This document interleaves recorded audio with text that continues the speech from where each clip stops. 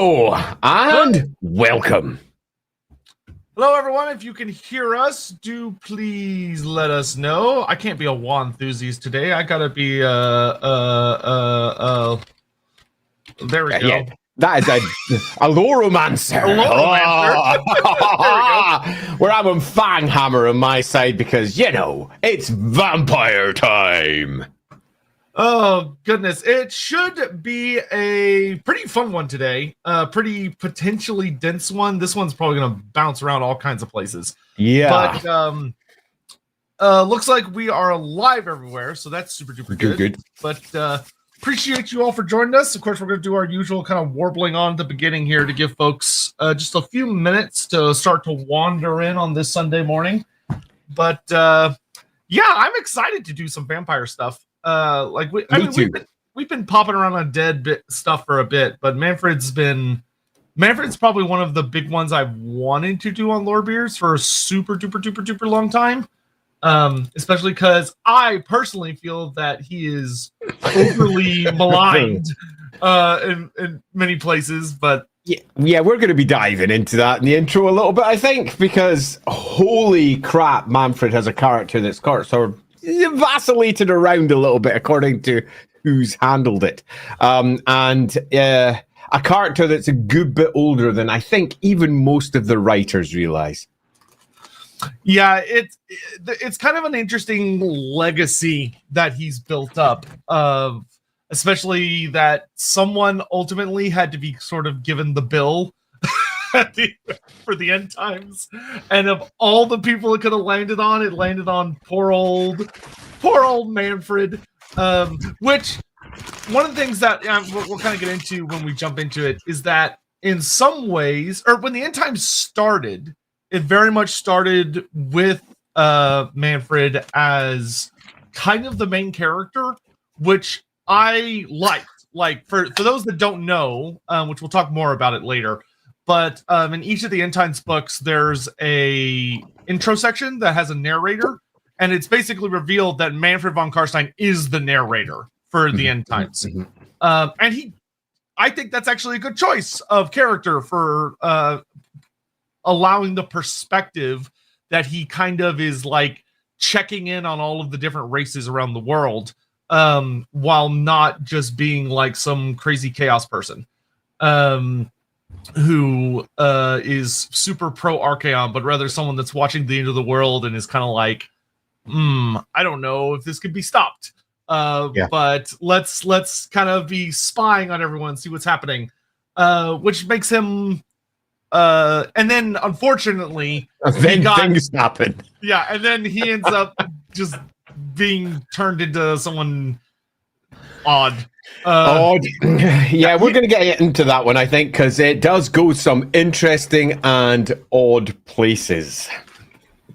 Yeah, but I also love Mannfred. Yeah, Lindsay, me too. Especially the furry one that y'all have.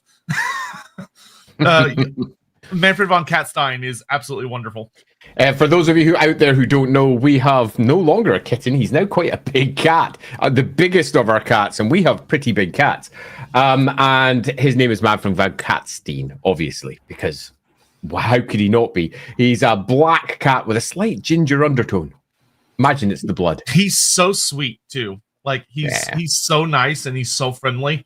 Though it is always, I cannot remember how many nights I would be asleep and wake up and he would just kind of like be trying to antagonize one of the other two who have snuck into the room, and I just hear them like getting pissed at him, and it's like, Mannfred, dude, it's like 2 a.m. What are you doing, man? People are trying to sleep. Most normal people. Yeah. All right, so like always, we'll dive into the few super chats we have at the beginning of the show, as everybody slowly but surely gathers before we dive into the vampiric goodness. And then once we've done that, we'll do our intro and then just dive into the various events that Mannfred has been associated with down through Warhammer's history. Now, as we have discussed in other streams, particularly if you take a look over at the more arguably famous von Carstein stream that we did, there's a good bit of crossover with that one. But our character here is definitely not just a Vlad wannabe. We have arguably almost a protagonist of Warhammer in some respects, who has been used again and again as a focal character to help you understand what Warhammer is. So the whole process of what that is, I think, should be a fun thing for us to investigate, but we might not get through it all, not just because we might have questions thrown at us and we'll be working our way through those, but because there is a lot. It's a little bit like trying to do, for example, I don't know, a stream about Queek Headtaker. There's so much. He's only like 4 years old, and in 4 years, he literally does everything. You can imagine every single day. He's got his little time management software in the background going, right, now you need to get all the way over to Carcate Peaks. Now you get all the way back there. He does a lot in the very little time he has. And it'd be very hard to fit it in one stream. We're going to do our best, though. Yeah, this one is also pretty interesting of that there's some slight, not massive, but there are some different, shall we say, disputes about what exactly happens with the character. Throughout various points in his involvement in the history Warhammer Fantasy, because he gets a pretty substantial change going into 8th edition that doesn't necessarily have a massive impact, to be frank, but was just sort of I think one could argue a bit of a build up to trying to make him into a even more prevalent and big bad type character, but we'll get into that with his histories. All right, you ready to get going? Yeah, I'd say so. Let's dive into our super chats. Maglejaw, long time ago, you said that Mannfred will be a 2-part stream. Will still be in 2 parts. I don't think so. Yeah, we'll see how it goes. We are notoriously bad at predicting how much content will fit into a stream. Notoriously bad. But I think, given everything, we should probably get the vast majority of it done in this one. However, if we find that's not the case, then we can always do Mannfred Part 2 at a later date. Yeah, I have not been successful at all in the slightest of accurately being oh yeah, we're definitely gonna be able to do this in one stream, or we're definitely only gonna do this in whatever. And it's not been good. So it will be, we'll see we'll see what happens, because that's all totally. That can be said for sure. But there we have Morton Crescent. Poor old Vamp George. He deserved better. I don't know what Vamp George is a reference to. Vamp George. Mornington. I feel like I'm missing an obvious reference here. Vamp George. Definitely a reference, but it's Lorebeard, not time management beards. True. You are true. That is. See, you understand. Yeah. Scott Martin, which character best personifies Andy, and why is it Grumbrindle rising with a great and terrible vengeance when he discovers lore consistencies? I actually don't think that describes Andy very well. Yeah, there's a lot of people out there who really do get very angry over lore inconsistencies, and I don't. When I'm running a game for, say, for example, like when I was running Warhammer Fantasy Roleplay and I was the producer for it, I would be very aware that the lore, as far as Games Workshop is concerned, is there to sell their games, sell their miniatures, to provide cool new stuff, but not necessarily to be consistent. Where I, as a writer, always preferred to be consistent, it was not a prerequisite. But I always liked when changes were made to the lore, the changes were made for a reason. There was a purpose behind it, rather than just it was done because someone hadn't done their research. I'll admit, that gives me not so much rage, it just gives me a disappointment. where, you look at it and you go, the writer could have looked into this, or alternatively, not necessarily the writer, because it's often not their job, but whoever it is that's running it as an editor, a developer, a producer, and they could have then made the call, well, you've made a change here. Do we want to do this? But often what happens is things just get rewritten and nobody realized they've rewritten it until maybe a year later when someone points it out online. They go, no, we meant to do that. The lore's just been updated. Aha! It's a classic. So yeah, I don't really get all that angry about it. I think it's just a core component of Warhammer background stuff. But I do get a bit disappointed when it's done by mistake. Yeah, if anything, like Andy's influence has helped me have a much more like relaxed opinion towards a lot of aspects of lore. Because I used to be far more about like, oh, there's one true storyline that dictates everything, and everything like that isn't at a certain point has been retconned and should be totally ignored. And I no longer follow that philosophy at all. Now I'm much more along the lines of trying to get everything to fit and knowing that a lot of it's going to require some massaging. Yeah, there you go. Not unfair. Not unfair. Yeah, our kids know this, Andy, well. I'm not angry. I'm just disappointed. Yeah, so there's but yeah, I wouldn't say Gromdal fits him too much, to be very honest. Chris, my most anticipated episode since the beginning of Lorebeards. Mannfred is one of my favorite vampires in all of fiction. He's one of the greats. So, Crisps, I kind of agree with you. I really like Mannfred. I really like how he's been used by many of the writers. I also really like how he's been badly used by some of the writers, because sometimes that accidentally creates some great stories as they make contradictions, which later writers then come in and go, well, how am I going to make this all tie up together in a way that works? Giving us arguably a far deeper character. But this is a character who has been used much more than some of the other special characters of Warhammer. We know our big top tier characters that Games Workshop loves to bring out again and again and again whenever they do something. Our Karl Franzes, our Teclises, and our Tyrians. But Mannfred is one of those characters that sits almost behind the scenes, while simultaneously being arguably more important than almost all of them. So yeah, I'm looking forward to this one. Yep, ain't that the truth? So yeah, excited to get into it. Cole Patterson. So yes, Mannfred is in truth a great character. However, all the memes that dunk on him are hilarious, so he'll always be Mannfred von Carstein to me. Mannfred. Mannfred, yeah. And that's totally fair. I think every character in Warhammer Fantasy deserves to be made fun of. To be very, very clear. In many respects, I agree, particularly given how some of them have been written at various points. I think Mannfred is right to be dunked on. And people are right to dunk on him, given a lot of what happens in the end times. The end times, which I will quite hands up and say I think is a travesty in terms of how it works, his character in comparison to what it was before. But nevertheless, it's what he did now. Then yes, a lot of this is entirely fair. Mannfred really did some things.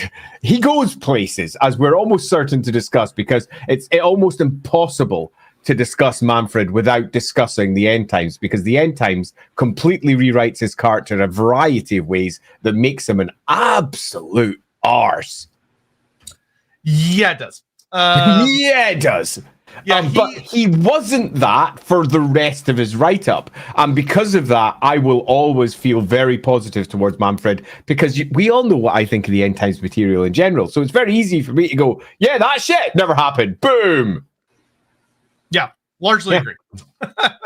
Sitchmeister, his name's actually just Fred, but Vlad misheard that Mannfred when they were introduced, and Freddie was too nervous to correct his sire. It's not Mannfred. And Dinas, we're probably going to mention in the stream, his name's almost certainly not Mannfred.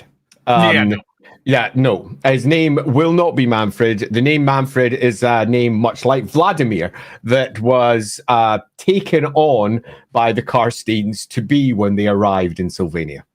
Yeah, the only two super famous ones that actually have their OG names are like Conrad and Isabella. And I think the rest of them are pretty much notably older than that. Yeah, absolutely. Brock I need 6000. Listen to the full Brass Keep and Altdorf streams yesterday. I assume by Brass Keep you mean the Brass Citadel? Yeah, the Brass Citadel, or yes, because we have not done a stream on Brass Keep yet, though I'm sure we'd like to at some point. Did we do Altdorf? Yes. Holy crap! Yeah, we I've did. forgotten. Pretty sure we did. Oh man! Now I'm second guessing myself, but we've been doing this for 2 years now. So on an 8-hour hard drive. Oh goodness. Oh wow, good job. Thanks for having passed the time. The great discussions. Well, thank you for listening. We really appreciate it. Absolutely delighted that you enjoyed it as well, because we, as you may note, as we chat through these, we adore doing these. They're so much fun. Let's see. Omnicide. Does the existence of Mannfred imply an Elfred, a Dwarfred, or perhaps a Womanfred? And good to see you again. Haven't caught up with the streams for a bit. Yes. Yeah, Omnicide 100% does. We will be discussing Elfred, Dwarfred, Halfling Fred, that good old Halfling Fred, as a core component of our discussion today. To be clear, I also do not remember the Altdorf stream, so it's not just Andy. I'm also sitting there going, I don't remember that, but I don't remember going through it, but I'm going to presume we did. We have done Altdorf. Yeah. Aleph, that's very true. Andy's made me more sympathetic to RPG devs, but also more likely to go, this needed an editor.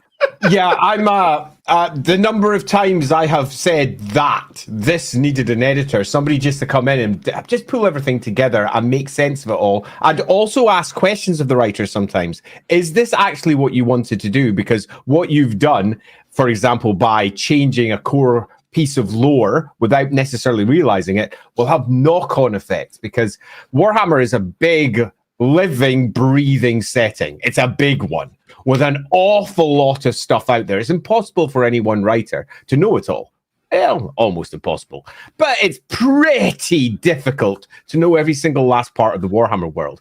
So it's not the job of the writer to know it all, just to know enough that they can really bring something cool and new to the picture that fits everything that is Warhammer. But when you rewrite a thing by mistake, and it has a knock-on effect because it is such a big world, suddenly vampires have got new powers because of what you said, or magic no longer works the way it used to because of what you said. And then later writers are then left going, well, do we accept this?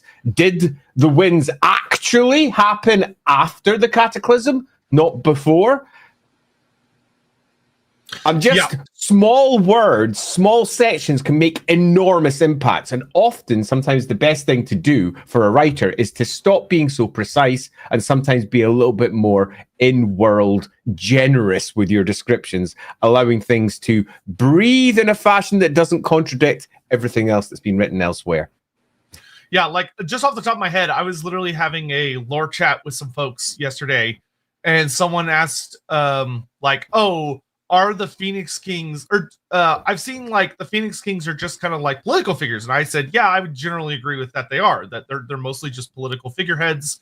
That is kind of an interesting discussion because the whole thing, the Everqueens were established way before them, and they're like, well, in Bill King's writing for the Tyrion Teclis series, there's a whole thing about how Finnebar can like literally feel like Assuran's eyes upon him and like the judgment of Assuran and Assuran in his head, and it's like, yeah, you're not going to find that anywhere outside of that novel. Like that's very much a Bill Kingism, not really this is something that exists in the rest of the setting. And it's cool for the story, but when you read it, you go, oh, okay, so like Assuran is fully blessing and these guys are avatars of Assuran. Where if you look at like the army books and the more core studio stuff, they go, no, that's not what that is. And especially when you then move to the end times and go, oh, it can't be that. Yeah. And then Age of Sigmar comes back in and goes, no, it can be that. Yeah, exactly. And you're left going, oh, crap. Why do you keep contradicting yourself? And remember, guys, lore is stupid and doesn't matter anyway. Exactly. Animal. Hey, off topic, just started Gotrek and Felix. 4 books in, and I didn't think Snoring Nosebiter was going to become my new and undisputed favorite character. Ooh. All I'll say is you're in for a ride. Good luck.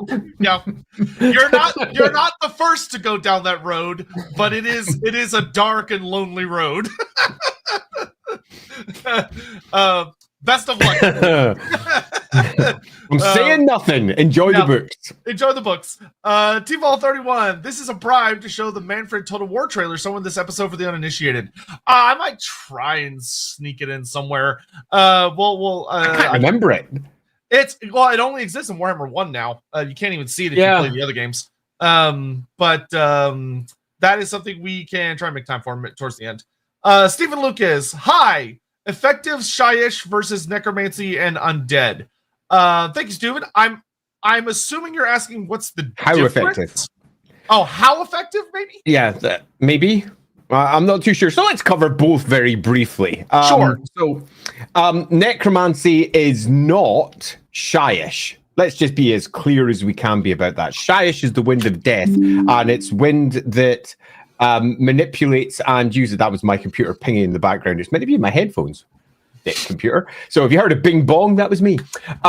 So yes, the Wind of Death, which has got all manner of terrifying spells that look very spooky and access what appears to be spirits in a variety of ways, but ultimately is not necromancy. Necromancy is a very different kettle of fish. But Shyish can be used to do necromancy. Shyish is a core component of necromancy working, as is Dar. That's the Black Wind of Death, because that's what pushes things. Not the Black Wind of Death, but just the Black Wind of Nasty.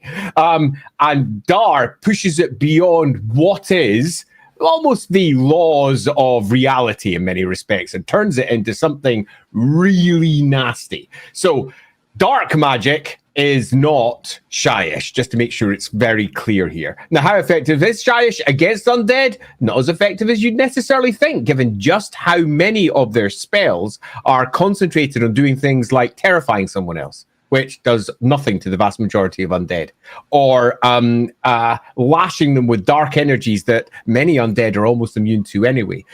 You tend to find that because the Wind of Death is so wrapped up in necromancy, Shyish is not necessarily the best wind to work against them. Other winds do it better, particularly, say, the winds of life or the winds of, say, fire. Fire burn! Or light. Light is very, very good. Light. Dispel all that black nastiness, and they just all collapse and go, oh, worse. That didn't work so well. So death magic is not the most effective at fighting necromancy because it's so intrinsically linked with how it's used. And also the wizards that use the Wind of Death very rarely are willing to take the extra steps that need to be taken to get into the power of necromancy to properly unbind it, because that's illegal in almost all places in the Warhammer world. Yeah, often what you'll find is that death wizards are usually kind of penned as they're very, very good at tracking necromancers. And they have like a good understanding of necromancy, and they're usually called on to form like part of a squad to deal with necromancers. So it'll usually be you'll have like a setup of like an amethyst wizard, a Morite, and maybe like a witch hunter and a knight. Morian, yeah. Like that's usually like a squad that you'll often see being as we're gonna go track down, deal with this necromancer baddie. Because they all have skills that are very, very good at kind of sussing them out. Because often when you're dealing with undead stuff, it's much more about a game of cat and mouse than it is like a game of overwhelming firepower.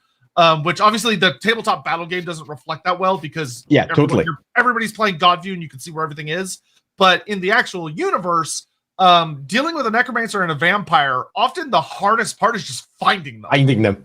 Yeah, and that's where your Shyish users are going to shine, because they can detect uses of Shyish and the effects on the Wind of Death in a way that no other wizard, magister, et al. Can do so. So, yeah, agreed wholeheartedly with that view. It's not just a matter of can you dissemble what the necromancers are doing. It's can you even find them?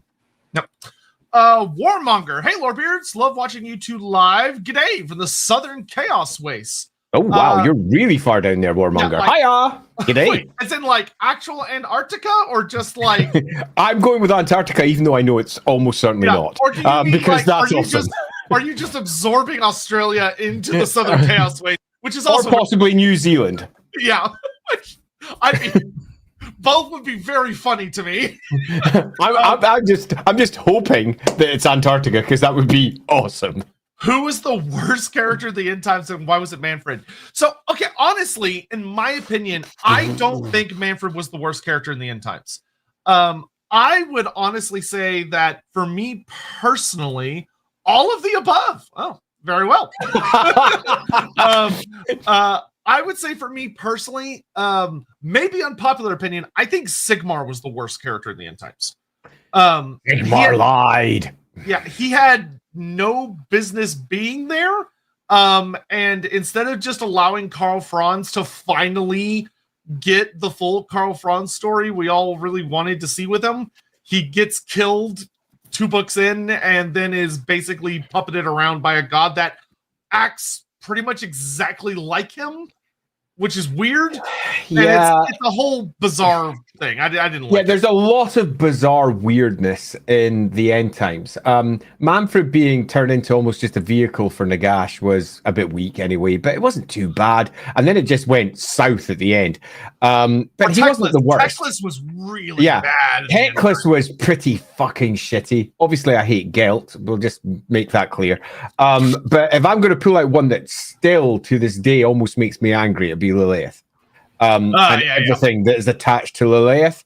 That character not only added some really interesting takes on the elven gods, it rewrote a lot of material, including who Lilith was, without even, I think, the author necessarily realizing that they were just rewriting Lilith from the ground up.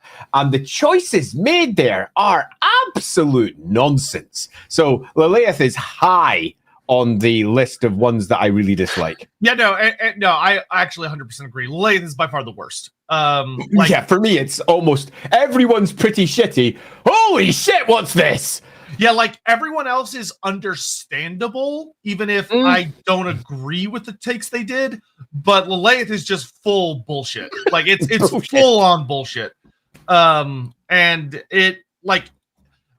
The easiest way I can actually explain it is all of the other characters needed to be there, but I wish they had handled them differently. You could completely take Lilith and everything she does out of the story, and it just gets better by doing that. Absolutely. And it also feels more like a wrap up to Warhammer, because in the end, as we've discussed more than once, the end times is effectively the big wrap up for Warhammer. It's this bit, the chance for everything to shine that is awesome and cool about Warhammer as we send it off before moving into their next game. But what they did instead with Lilith is, you know, all that stuff, you know, about Warhammer. Yeah, we're just going to ignore all of it. We're not going to give you the big send-off you hope for. We're just going to rewrite it completely and make it stupid. Leaving you going, oh, well, that is really disappointing. Admittedly, if you don't know the greater stories of Warhammer very well, you might look at it and go, that's a thing that happened. You probably won't think it's great, but you'll just go, sure, whatever, let's move on. But for anyone that had read the various elf books, it was just almost a travesty. To this day, it still makes me go, I remember my first reading of it going, what? Anyone that thinks like any other character is like, oh, we should blame this character for the end. No, you should blame Lilith. The Lilith they created is literally the grand architect of all the shit that happens. Archaon doesn't do that much. Mannfred doesn't do that much. Lilith is like the big bad of the entire setting in that book. It's terrible. Alflux, on Andy Faces, I had the pleasure of reading the Black Crusade Handbook and picturing him grimacing, we need to assume the writer had intelligence. That is one of my favorite Andy quotes. That is a very, very funny quote. Especially because I think in that exact stream, I think there's a moment like 5 or 6 minutes later where I go, I thought we were supposed to assume the writer had intelligence. Anyway, Donovan, it's interesting that Sotek maintains that most of the hatred towards Mannfred comes from the end times. I was listening to another podcast which just covered the Vampire Wars, and they came to the conclusion thinking he was a sniveling, hateable character, even with no knowledge of the end times. That's fair. I will say that usually people fall into one or two camps. Either someone is like a big Vlad von Carstein fan, and so they're going to hate Mannfred for what Mannfred does, which is totally reasonable. Or B, they read the end times and they blame the end times on him, which has become a very prevalent meme. Yeah, agreed. Mannfred, if you look at the greater overall character and his motivations throughout, I don't think is at all what you've described him as there, this sniveling, pathetic character. He is intelligent, deep. He plays the long game, and he has a very, I would almost describe it as noble heart. There is a clear character involved here. He's a vampire, and he's dark, and he's awful in a variety of always dark vampire Warhammer ways. But he's also someone who has a greater plan. That's the whole point of it. You need to be the most intelligent, the most cunning of all the Carsteins. And his motivations are, in comparison to, say, for example, Vlad's or Conrad's or indeed any of the others, much better, much stronger. And yeah, I think he is often much maligned, and often because people have a preconceived notion of him being a bit of a whiny bitch who fucks everything up. Yeah. And I will note that most people nowadays, unfortunately, but it's just kind of the way it is, just because the way the internet works, don't actually sit down and read the books. A lot of people nowadays learn through memes and through... Or just a quick skim through the wiki. A quick skim through the wiki completely misses why certain things were done. Particularly if you take, for example, we're going to go on to this later, but you take, for example, why he betrays Vlad. There's an entire story that was established, and then it was not rewritten. It was just edited out to take a lot of the motivation out. And it just turns, as each edition goes on, into the same story with no change. But interestingly, because certain details are left out, you're left just going, why? If you like Vlad. So, yeah. Yeah. So in that sense, I stick to what I said, but with that context included. And we should run through the next set a little bit quicker because we need to get onto our intro. Yes. Hannah, thank you very much. Andy main likes Mannfred because he killed Gelt. that is a great piece of artwork of him stabbing Gelt in the back. Charles C.K. He deserved it. Do vampires have both normal and uggo forms like Buffy? Mannfred and most others look like goons, but can then infiltrate courts and be seductive. Essentially, yes. They have yes and no. Yes and no, in that there's more than one description of them, and some vampires don't. Vampires in the Warhammer world aren't consistent, and I think that's probably the best way for you to imagine how they work. Many of them do indeed have their vampire face. Many of them can infiltrate courts because they look like normal humans. And many of them just can't. They're big monsters, and they're never going to be anything but big monsters. So the answer to this one is it's inconsistent, but people like Mannfred absolutely do have both a face that is very acceptable for court and one that absolutely isn't when he's going mental on the battlefield. Yeah, there's if you ever pick up the Liber Necris, the Mannfred has art in it, and it's actually based on like the OG Mannfred, where he has like a full head of black hair, and he's very sleek looking, like he's a very attractive man. And then when he got a redesign going into 6th edition, I think, or 7th edition, one of the two. When he went bald. He went super bald, and they actually explain it in the lore. They're like, this is when he becomes bald, which is very funny to me. But we'll get into that. Cameo, the new Nosferatu film had controversy over the Count's mustache. The director felt it was more accurate for a Count. How about for Sylvanian Counts? Mannfred used to have a goatee. Yeah, if we're looking at one of the core sources for vampirism in Europe, then yeah, a big, huge mustache makes sense for good old Vlad Dracul and his big, huge mustache that he had. And he looked well awesome. If you were going to do a Dracula that was based on that, and we all know Nosferatu, well, you might not know, but Nosferatu was originally a copy of Dracula without copyright.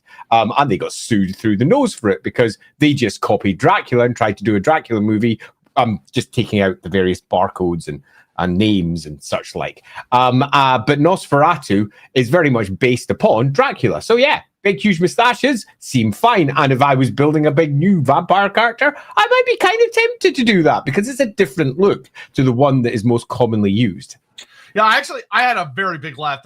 I finally watched Nosferatu on my way home from the UK 2 months back. Still not watched it, so careful of spoilers. All I'll say is if you know the Dracula book, you go, this is like almost 1 for 1. Yeah. Like, what is going on here? Yeah. Anyway, Skylar Martin. Also, just want to say every time I see Andy's name in the Wolfram credits, it makes me smile. Credit Andrew Law. There he is. Yeah, you'll find that I'm rarely credited as Andrew Law. It's most commonly as Andy Law nowadays. Although sometimes they just miss my credit entirely, which is always slightly disappointing when you open a book and go, "Oh, I remember what I did for this," and you're like, "Where's my cracking credit?" Yeah, and that's not just a new thing. I mean, take for example the Tome of Salvation. I've got credits in there, but it completely missed my art credits because I did about 7 or 8 pieces of art for that book as well. So illustration, no Andy Law. The joys of roleplay books. Necromancer Cobalt, how would you rank Mannfred's go at emperorship during the Vampire Wars in comparison to Vlad and Conrad and or others I may not know about? We will get into Get to that. Mannfred didn't get the best amount of time for that. His stage of the Vampire Wars was relatively fast. It was. I think Conrad's might have been slightly shorter, but compared to Vlad, they both had very little time. Yeah, yep. Prince Cheddar, should drinking a dragon's blood affect blood kisses? I don't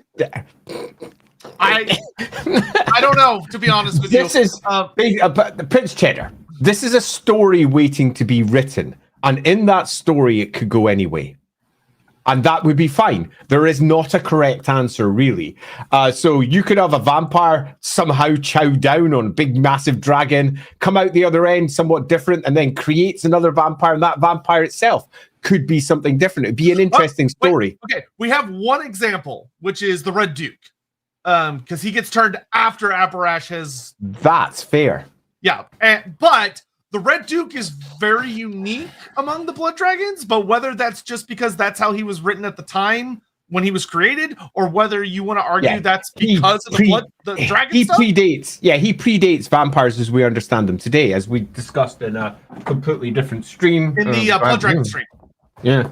So you could argue... He predates it all the way back at Warhammer 5, before there even was vampire counts as we understand them today. So, you could argue that was the reason. Yep. Skylar Martin, Sotek, I don't think Andy is Grumberdool. Andy, the end times, that's going in the book! Fair, Skylar. Yeah, but that's fair. Listen, the bar is in hell for having grudges against the end times. Okay. Yeah. Hannibal. Oh Christ, the Lorebeards are laughing. Snorri. No. Don't worry about it. Necromancer Koval. Sotek, how do you feel about Mannfred's skill and campaign line Total War comparison to his tabletop battle / RPG stats? It's okay. It's not super. Mannfred. The vampire counts in general are in need of a facelift.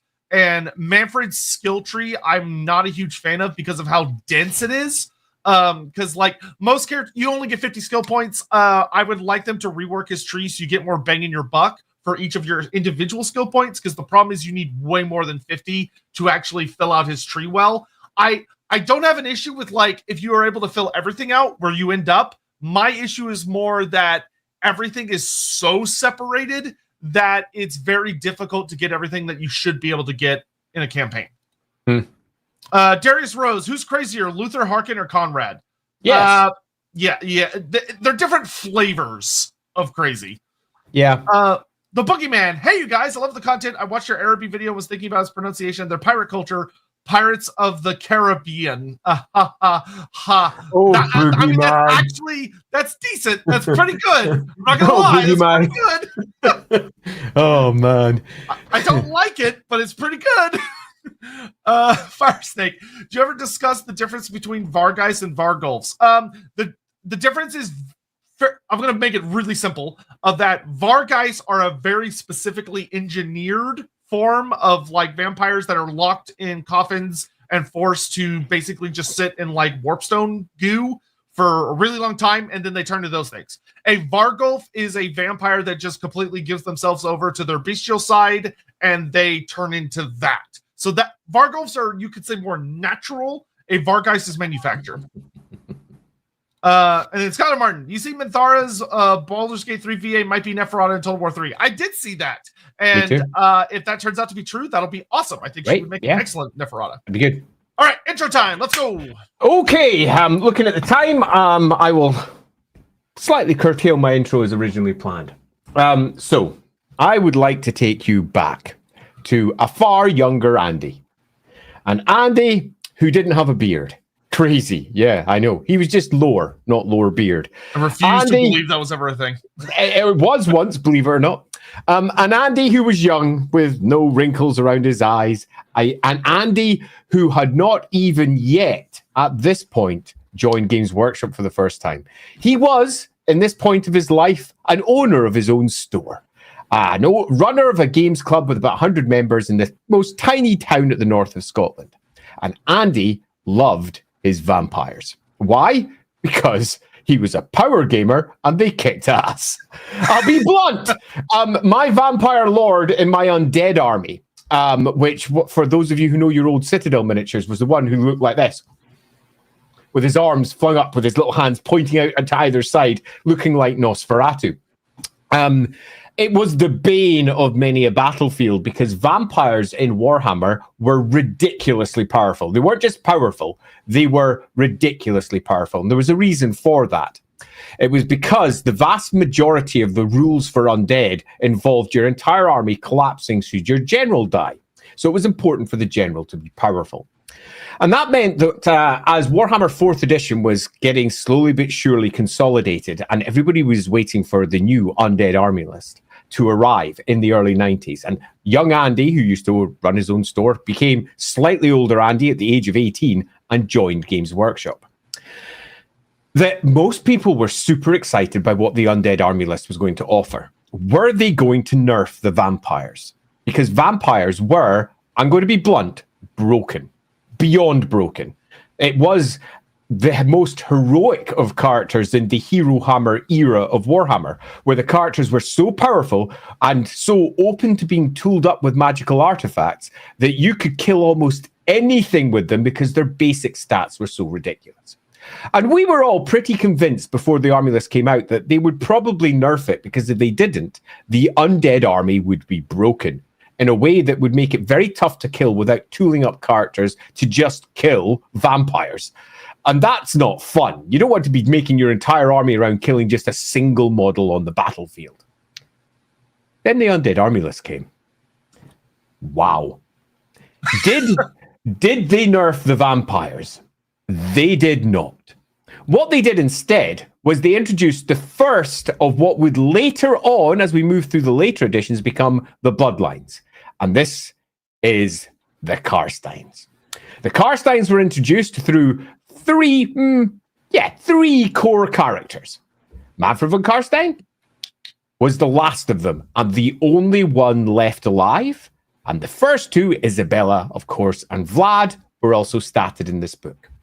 And they were all enormously powerful in different ways. Others were mentioned, Conrad von Carstein the Crazy, a whole host of Vampire Wars goodies for all the horrible wars that were inflicted upon the Empire by the vampires during the dark ages of the Empire. So there's a period when there is no great electoral system. There's no great emperor of all the Empire. The Empire has collapsed entirely, and the vampires rise out of this and try to fix it, depending upon one's view. Others would say, try to subjugate the mess, depending upon how you look at it. And Mannfred von Carstein was the third of the characters and got a supremely awesome piece of art. You just looked at it and went, this looks awesome. I love this. This is great. What is he? And he was described as, in this book, the most cunning of all the Carsteins. He was presented as the most intelligent, the most careful, and arguably the best. And the reason he was the best was because he was the only one who was still active. The rest of them had fucked up. Just completely fucked up and died. Now, when you looked into the story, you realize that one of the core reasons they had fucked up and died was because of Mannfred. Mannfred had realized each of them was flawed in one fashion or another and had, let's say, not entirely helped at key moments, meaning that the previous vampire counts of Sylvania had all fallen, and Mannfred had decided that he himself was going to take over. As it turns out, though, Mannfred also falls when he does his great attempt to take over the Empire and bring it underneath his rule. To cut a long story short, because we will be discussing it later, he wanders around the Empire, literally all over it. He's one of those ones who's flying over here, flying over there, suffers a defeat there, is back up and making a massive success over here. He eventually gets driven back out of the major warfields of the Empire back to Sylvania and falls in the Battle of Hel Fenn, a great massive marsh in the north of Sylvania. And that should have been the end of all the vampire counts in Sylvania. But of course, as we know, it isn't, because that very same army list made it clear that he had been resurrected by a necromancer. Because all vampires in Warhammer pretty much can be, if you know what you're doing, brought back. It's just insanely dangerous, not just in terms of the magic, but because vampires are enormously powerful. And this is what the 4th edition army list also did. They gave him 4 magic item slots that weren't filled. Now that, back then, was pretty impressive. And you might go, well, why, Andy? Well, what difference does that make? Well, it meant you could choose any magic item at all. You give him a Book of Nagash, which would make him from being the most powerful wizard you can possibly get in the game to being 1 level higher than that, which was already pretty nasty. But you could also give him the Book of Asher, which made him a 6th level wizard in a game that only had 4 levels. It was ridiculous. Mannfred was pretty much the most powerful magic user in the game. And that was including characters like Teclis and Nagash. He literally kicked ass because those other characters had lots of their slots taken up, where he didn't. He had the freedom to take whatever he wanted. Because unlike the other vampires, who were all physically stupidly powerful, he also had top-tier magic because he had studied. And I was like, yeah, great. Okay, so you've not changed the vampires. Vampires kick ass, and they are going to continue to kick ass. And for a period of about 2 or 3 years, a lot of undead armies used Mannfred as their core character. And the reason for that was because he was stupendously powerful, combining the stats of a vampire, which were just mega, with the magic of a top-tier wizard. Most wizards in Warhammer had poor stats, but powerful magic. He didn't. He had powerful stats and powerful magic. And he was a vampire. And you had to kill that character or you would lose the game. Which meant that Mannfred dominated many battlefields through the course of this era of Warhammer. And he became a favorite character for many undead armies. As we move on from this, and we start moving through the editions, Mannfred's character got developed. What was originally Vlad, the first von Carstein's vampire's first kid, slowly but surely became the source of all magical understanding for the Carstein lines. He had been studying. He'd been traveling around the world. He'd gone places. And his travels around the world grew deeper and deeper and deeper as the editions passed, where it started off with just a mention of, he traveled around a bit. Later on, no, he went to Nagashazar and he met Nagash. Yeah, he did. Oh, not only that, he traveled around all the lands of the dead. In fact, he's traveled the world, man. And it all started to not make a great deal of sense because the time scales involved didn't make any sense because we knew what he was doing through most of the period. This meant that we had ourselves Mannfred that both wrote the Liber Necris, which is one of the Black Library books about necromancy. We had Mannfred that was a core component of the Storm of Chaos. Let's take a small aside here just to briefly explain that. Storm of Chaos was a big summer campaign where all the forces of the old world and beyond were dealing with an incursion of chaos by Archaon. Cut a long story short, Mannfred saved them all. Yep. He arrived in the battlefield where Mannfred was presumably at the head of an undead army, which is supposed to, kick in the Empire. No. He mopped up and saves the Empire because Mannfred's character throughout all of this is careful, noble, intelligent, super cunning, self-centered, because he's a vampire. But ultimately, he is almost always looking to support the Empire, to control the Empire, because he believes it's rightfully his. We will swing back around the Storm of Chaos storyline later for reasons, but Andy's going to keep going. Yeah, the Storm of Chaos is a super fun one to have a look at because it's retconned. But everything in the Storm of Chaos isn't. Indeed, it's so not that it even hits the 8th edition of Warhammer when we take a look at Mannfred's listing inside the army list there for the last edition of Warhammer, where he even says he helps against an invasion of chaos. So it's both retconned and not. It's a lovely little in-betweeny place. Indeed, everything that happens in the Storm of Chaos is loosely retconned, but every character and everything happens again every anyway. new rule, everything that occurs sort of happens anyway. So we continue having our Slayer armies, we continue having our new Ulrican armies and everything else. And Mannfred's character is established in the Storm of Chaos and firmed up and continues into 8th. Although 8th then adds an interesting nerf, where they split Mannfred into 2 characters.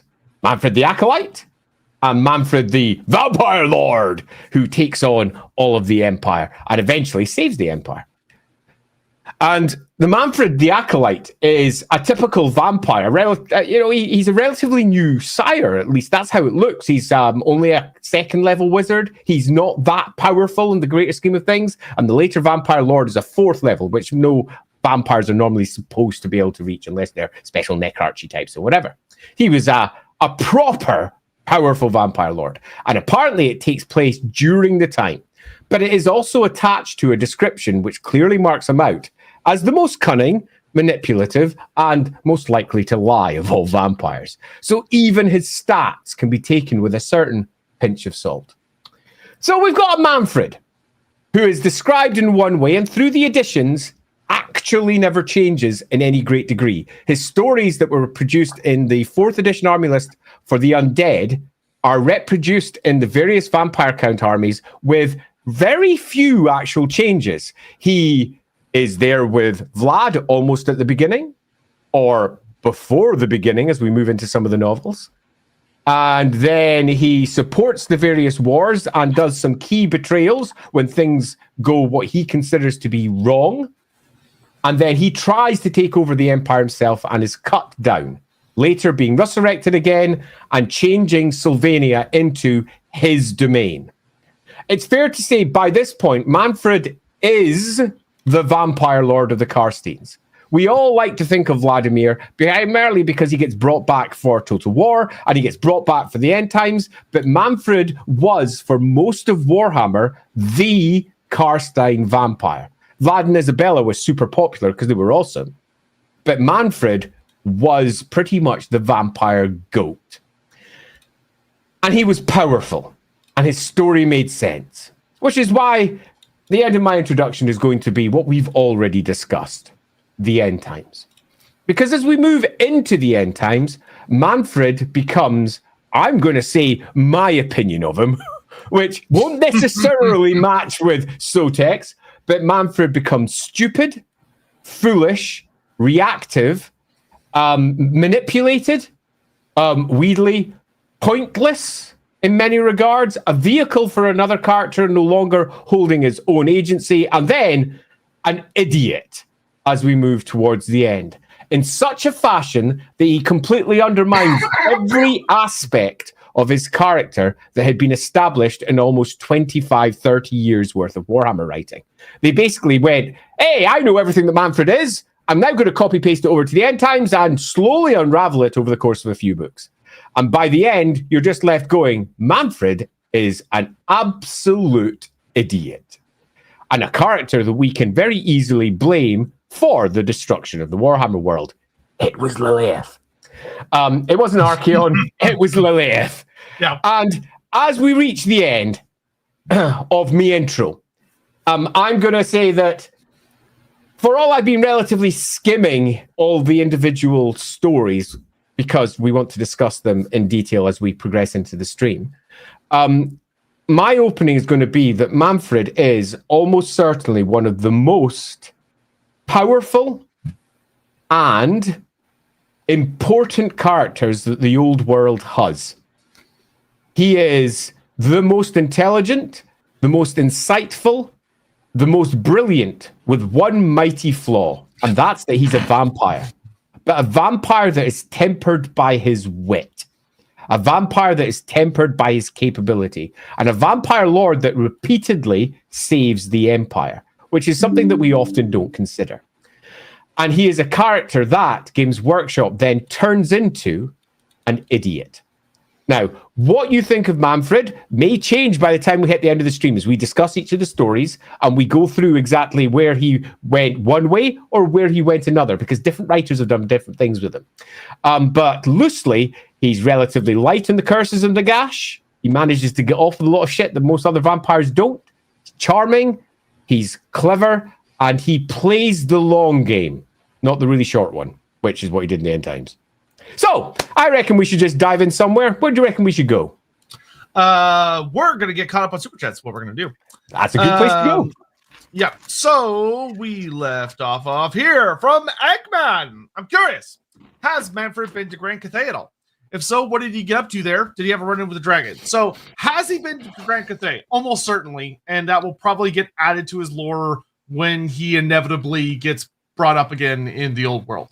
So one of the things, he shouldn't be brought up in the old world, but he will be. Yeah, but he almost certainly will be. One of the things that we'll get into is that Mannfred very much is a character, and we'll go over in the timeline section, but he gets around. He does a lot of wandering, and they don't explicitly mention him going over to Grand Cathay, but as we'll get into with his story, you'll quickly discover that it's almost guaranteed he's been there. Agree entirely. Being as blunt as we can be, given the lore that we have, he has been to Grand Cathay and he probably avoided the dragons. Although he may very well not have, depending upon the nature of how they decide, as in the writers of Grand Cathay, how Grand Cathayans deal with undead. Yeah, there is also a notable, there's kind of a funny thing with characters like Mannfred, where and I'll give an explicit mention of that. So 8th edition changes Mannfred's story rather significantly, of that it adds a lot more to his story. And there is a very funny thing they kind of do in it where they basically have a little story note of Mannfred just kind of getting involved in random punch-ups, where he'll just kind of show up and another special character will be there and it'll be like, and they fight. And Mannfred goes, oh shit, and leaves. And he does that like several times, which is just very funny. But anyway, 1030, stoked to paint my AOS Mannfred model during the stream. It is a pretty model. It's a very pretty I haven't seen the AOS, man. I'm going to go look at that while you're... though it's technically an end times model, not an AOS model, though it was designed if it's for not one, AOS. then I know it. Yeah, because it's the one where he's writing the it's a great model. Yeah.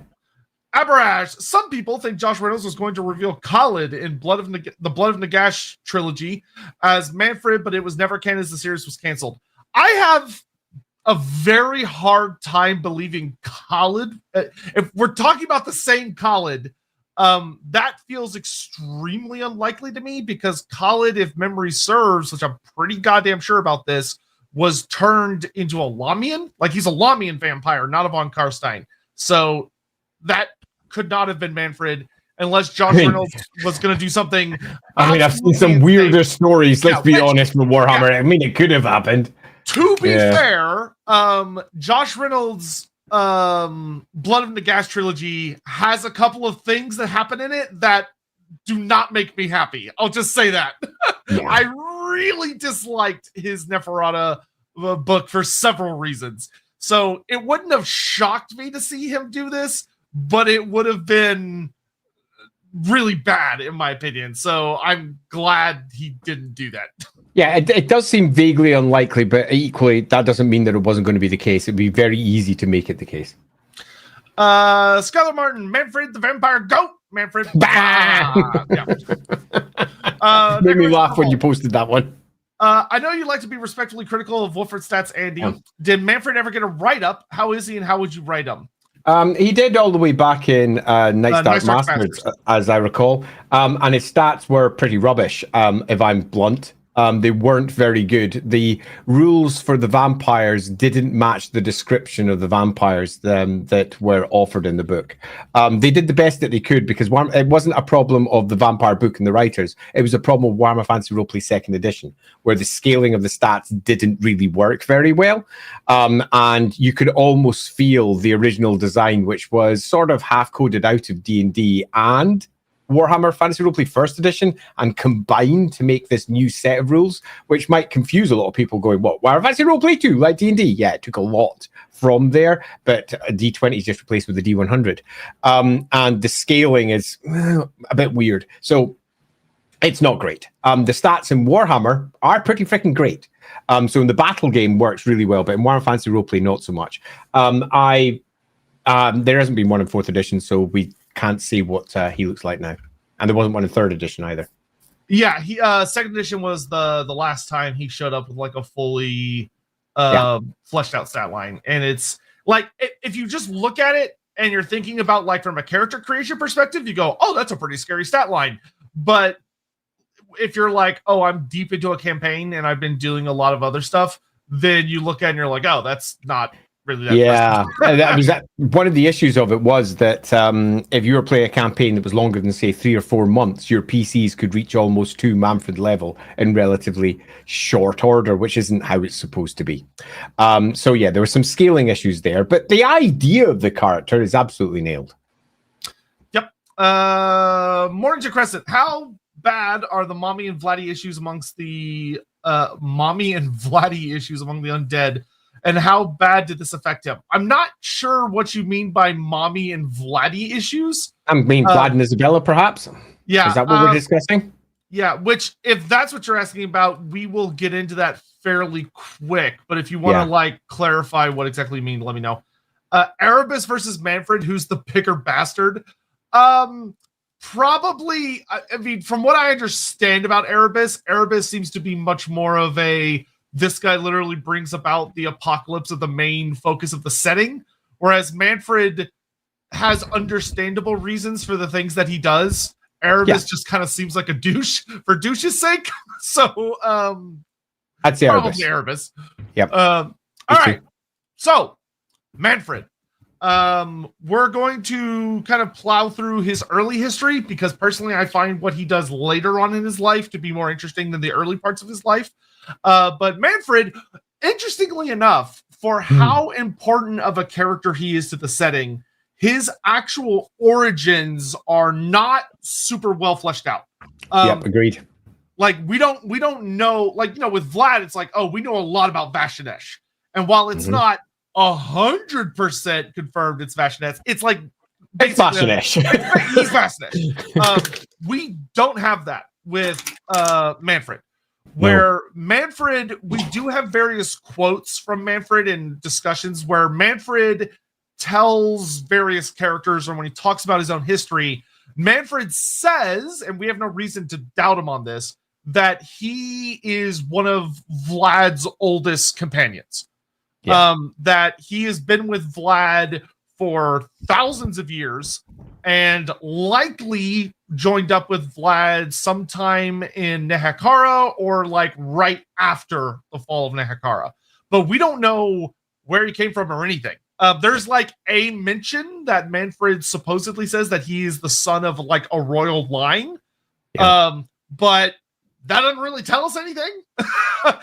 And I think there's one gentle fact that's worth adding here, and that's that Mannfred doesn't actually need to be the child of Vladimir.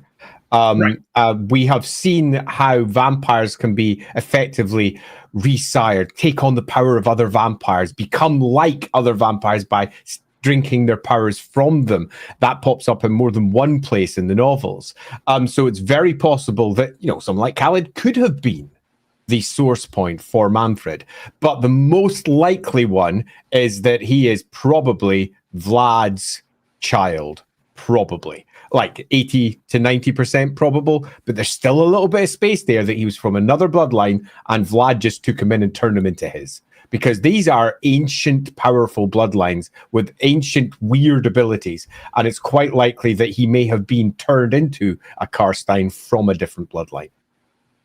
It may also account for why he's a bit different to many of the other Carsteins as well, because he may have had, at that earlier point, a different set of baseline abilities. Yeah, that's very, very true. And, well, we'll get into that in a little bit. So, but anyway, Mannfred at some point gets taken in by Vlad. And whether it's that he was a human that was turned by Vlad, or he was already a vampire and Vlad kind of adopts him, we don't know.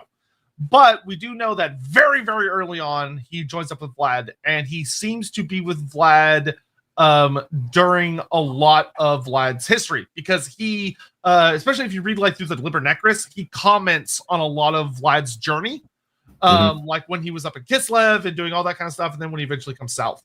And we also know that the familial relation between Mannfred and Vlad, this cannot be understated, because this is super important to Mannfred's story, and a lot of people don't appreciate it, in my opinion, which is that Mannfred loves Vlad. Loves him. He loved him. Yep. And Vlad loved him too. They have a very father-son relationship. Yeah. Vladimir is brilliant. He's a genius in a way that Mannfred isn't. Mannfred is he uses processes. He's methodological. He works step by step by step, where Vlad Vashanesh was a genius. He was just the spark of inspiration. He's brilliant. And Mannfred is always sort of sitting in his coattails, looking up at him, going, "You're just amazing. You're just amazing," which is arguably where things begin to go wrong later. Yeah, because as you may remember, if you've watched our Vlad von Carstein stream, as a good primer for this one, which I would highly recommend. Yeah, if you happen to be listening to this later, I'd go watch the Vlad one first, then come watch this one. Vlad changes dramatically when he takes on Isabella as his wife in darkness. And their relationship causes Vlad to go down a very, very different path. And Mannfred, to be blunt, does not agree with this path. He doesn't like it. His father, someone that he has loved very deeply for centuries and centuries, becomes someone very different, and becomes kind of, from Mannfred's perspective, falls into a very, very bizarre, unhealthy, obsessive love with someone who's been around for a fraction of a percent of the amount of time that Mannfred has been around. Where it's such a classic story, you know? Yeah. You've been friends for ages, and then your best friend falls for someone else, and then this new person pops into their life who, you know, who the fuck are they? And they pop in and they have complete ownership over this other person in a way that you simply don't anymore. And you're left going, wait, who is? Wait, what do you mean you can't come out to play today? What do you mean you can't come over and do whatever it is that we always used to do? My life is ruined! It's a classic piece of selfishness that is played out again and again and again across the world with relationships everywhere. And this is a relationship that by the year, I suppose, that Vlad and Mannfred arrive in Sylvania, having come down from Kislev, and they've got their Eastern accents. Because they've been kicking around up in fantasy Russia for a while, going through fantasy Eastern Europe, and then eventually arriving in fantasy Transylvania. And they've already got their accents because of the tour that they got, and the accent that they bring is already said to be foreign and outsider accent, far more Eastern than the Sylvanians that they arrived with. By the time they arrive there, he's had thousands of years with this genius, brilliant man that he loves. And then this brilliant man is gone. And not only does he go, but he changes big time. His entire raison d'etre moves, and he starts thinking in the same line as Isabella, and it appears to be conquest. Power. In a way that it just wasn't before, when they were kicking around, footloose, fancy-free, learning stuff all over the world, being pals. The entirety of Vlad changes. And if you take a look at the character of Vashanesh Vlad, and go take a look at our previous stream, because we discussed this at length, it goes through a significant change. He's drunk on Isabella and becomes someone really very different. And Mannfred looks on, watching that change, desperately wanting to support the man that he is so exceedingly impressed with. And as time goes on, he just sees Vlad getting worse and worse and worse. Yeah, and one of the things that also, just very fun fact about Mannfred is that Mannfred is also, to my memory, the only character in Warhammer Fantasy who consistently has two profiles, because they always gave you Mannfred the Acolyte. I think from 7th edition forward, 7th and 8th edition, you get Mannfred the Acolyte, which is basically like baby Mannfred during the time of Vlad, and then you get Mannfred von Carstein, the Vampire Lord, which is Mannfred after he comes back. Which will get into that. It's an interesting choice, given that later Warhammer got rid of their historic characters generally. If you go to, say, for example, Warhammer 4th edition, inside the Empire Army list, you got stats for, say, Magnus the Pious, who was an emperor some 200 years before the current timeline of the game. For example, if we go into the Undead Army list, you got stats for Vlad and Isabella, who were dead. We got stats for Rapance the Leoness as we move into the Bretonnians, who had been dead for centuries. It was a core component of the older army lists to discuss characters that were historical to those particular factions and saying, if you want to play with them, feel free to do so. Later army lists largely dispensed with that. They discussed those characters, but they generally provided, in most cases, stats for current orcs, current humans, current Bretonnians in most cases, but not with good old Mannfred. He is always given this extra little profile in the later army lists, which is really quite different. Yep, and he's the only character they do that for, and it's very weird. It's really weird. I never did understand why, but hey, go figure. Especially because, hilariously enough, they did not give you a they didn't give you like a separate menu or anything for it. It was just like a random thing that always made me laugh. Of that they were just like, "Oh, you wanna take Mannfred? Well, then you kind of have to kit bash him if you want to run him as the Acolyte version." Yeah. But anyway, so it's been so as we kind of talked about, it's been about a little less than 300 years. That Vlad has been with Isabella, and he has gone down this path. And Mannfred, in spite of his love for Vlad, starts looking forward. And one of the things that a lot of people don't often understand, and something we talked about in the Vlad stream, is that it's really easy if you just skim over like some of the stories or the army books or whatever, to not realize how degenerate Vlad was becoming, not in the sense of like bad morals, but that he was becoming a very bloodthirsty warmonger tyrant. Because this period of Sylvania is the slow Court of the Night expansion in Sylvania, where the vampires go from noble house to noble house and slowly but surely change them. And the courts of blood are drenched often in blood, behind the scenes, doing it all in private, because Sylvania is not known at this point to be vampire central, although it's becoming that. And Vlad is kind of loving it. He's going over the top. He's like your best friend who started turning to drugs. And you're like, dude, this is not good for you. And he's like, but I'm having a party, man. And I'm doing drugs, whether you like it or not. And then you go watch them off. And they slowly but surely change. They grow addicted to a different form of lifestyle. I'm using drugs as an easy metaphor, but blood in many respects for vampires is the ultimate drug. And he starts going down a hell-bent route, which is so very different to the Vladimir that he knew before, the Vashanesh that came before that. And Mannfred starts doing his own thing, basically. Yep. And this would ultimately build up to The other thing to keep in mind with Vlad is that Vlad has another major issue, which is that because of his ring, Vlad gets more and more and more and more reckless because he gets killed a lot and he starts getting killed more often as the story progresses, but he just keeps coming back to life because of the ring.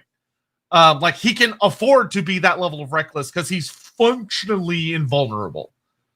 And this, of course, builds up to the Siege of Altdorf, where we get the super, super duper duper famous great betrayal of Mannfred against Vlad, which for those that have never read between the lines that were very, very obvious in bold, highlighted paint, Mannfred is the one that it's not actually Sigmar that saves the day. It's not Sigmar that bestows the Grand Theogenes with some great blessing to save the Empire. It's Mannfred. Mannfred. To add a little bit of context here, just to make sure that we don't lose the story. Eventually, Vlad and Isabella go to war with the Empire to take control of it. And that's worth noting. And they're going to win. That's just the long and short of the whole thing. There's a big, huge set of wars, the first Vampire Wars, and they're going to win. And Mannfred looks at what he sees as the results of that potential war and goes, I don't like this at all. And he betrays Vladimir. And he provides the Grand Theogenist with the necessary information to be able to defeat Vlad. So, yeah, it's not Sigmar that saves the day. It's Mannfred that saves the Empire. Yeah, and he does it in a very, very clever way. An extremely, extremely clever calculating way. Which that instead of like attacking Vlad and trying to backstab him super dramatically, he simply tells the Grand Theogenes that, hey, Vlad has a weakness, you need to take his ring. And they send the greatest thief in the Empire, Felix Mann, who sneaks into the camp that just so happens to be completely, like, all the vampires are sleeping, thinking themselves safe, because they should be, because they have undead servants watching them. But Mannfred, being clever, uses his sorcery to basically blind all of the undead servants. So Felix Mann can sneak in, take Vlad's ring, peace out, and Mannfred can basically be like, oh no, I can't believe this happened, alongside all of the other vampires. And then when Vlad is killed, he later tracks down Felix Mann, kills him, and then takes the ring and hides it. But of course, the core question that a lot of people ask is why? Why would Mannfred do this instead of just allowing the Empire to fall? Like, why not take over the Empire? Why not bring in the great nation of undead with Vlad at the top as the immortal undead emperor? And the answer, to be honest, at least in my opinion, and we'll get Andy's perspective, I'm sure, in a moment, is to be blunt. Mannfred is really fucking smart and was actually looking ahead of that. If Vlad had succeeded in taking Altdorf, what he functionally would have done, in my opinion, is he would have signed the immediate death warrant of the vampires as a species. Because as to this point in the war, Vlad had done a really good job of basically just keeping this as an imperial conflict. Chaos was not involved. The dwarfs are not involved. Bretonnia is not involved. Everyone else is staying out of it. It's just the Empire versus the vampire counts. And it's an internal affair. But the vampires are getting louder and louder and louder. And Vlad is getting worse and worse and worse. Of that, he's kind of unstoppable at this point. But the empire that he would be creating is fundamentally rotten at the core. Yeah, it's an interesting story because Mannfred is playing the long game, and you can take this in different ways. The story, whether you're going with the version from the 4th edition army list or any of the later army lists, so the Undead army list and the Vampire Count army lists come after, is broadly speaking the same each time, and that is, for whatever reason, Mannfred looks at the horror show that the vampires now are and goes, I don't want to be a part of this. I think it should be better.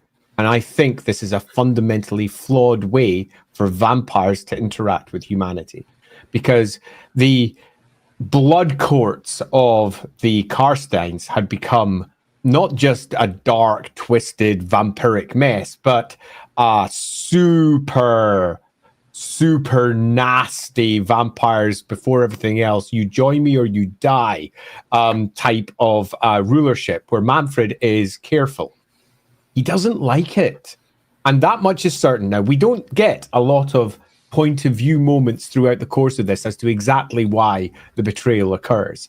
But the betrayal absolutely makes sense if you're looking at the Empire being the source of something that he's decided that he wants to live with and support, which is something that interestingly becomes a core component of his character and all of his later developments. He wants the Empire to stand. He wants it to become a tool in his toolbox. Of that there's no doubt, because he is very manipulative, but it has to be a good tool, not a rusty one, not a broken one, not one that won't function. And he doesn't see Vladimir's answer for the conquest of the Empire as a good answer. He thinks it's not just flawed, that it's likely, as Sotek says, to bring about almost certainly the end of everything that they're building, because the people will not stand for it, or they'll be crushed by outside forces or whatever else it might be. So he decides it has to come to an end, and a different way of dealing with it's better. Yeah.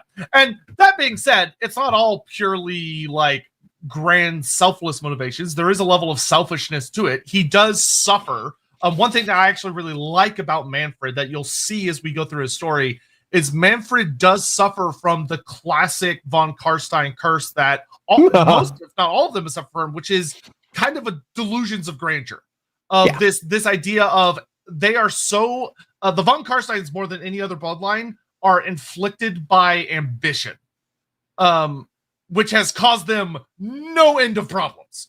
It is their fundamental flaw.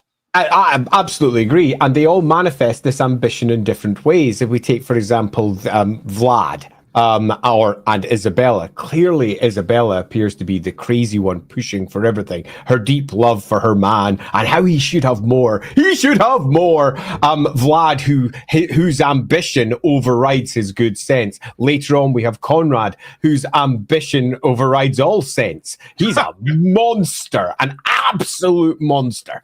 And then Mannfred, whose ambition manifests very differently. It is long term.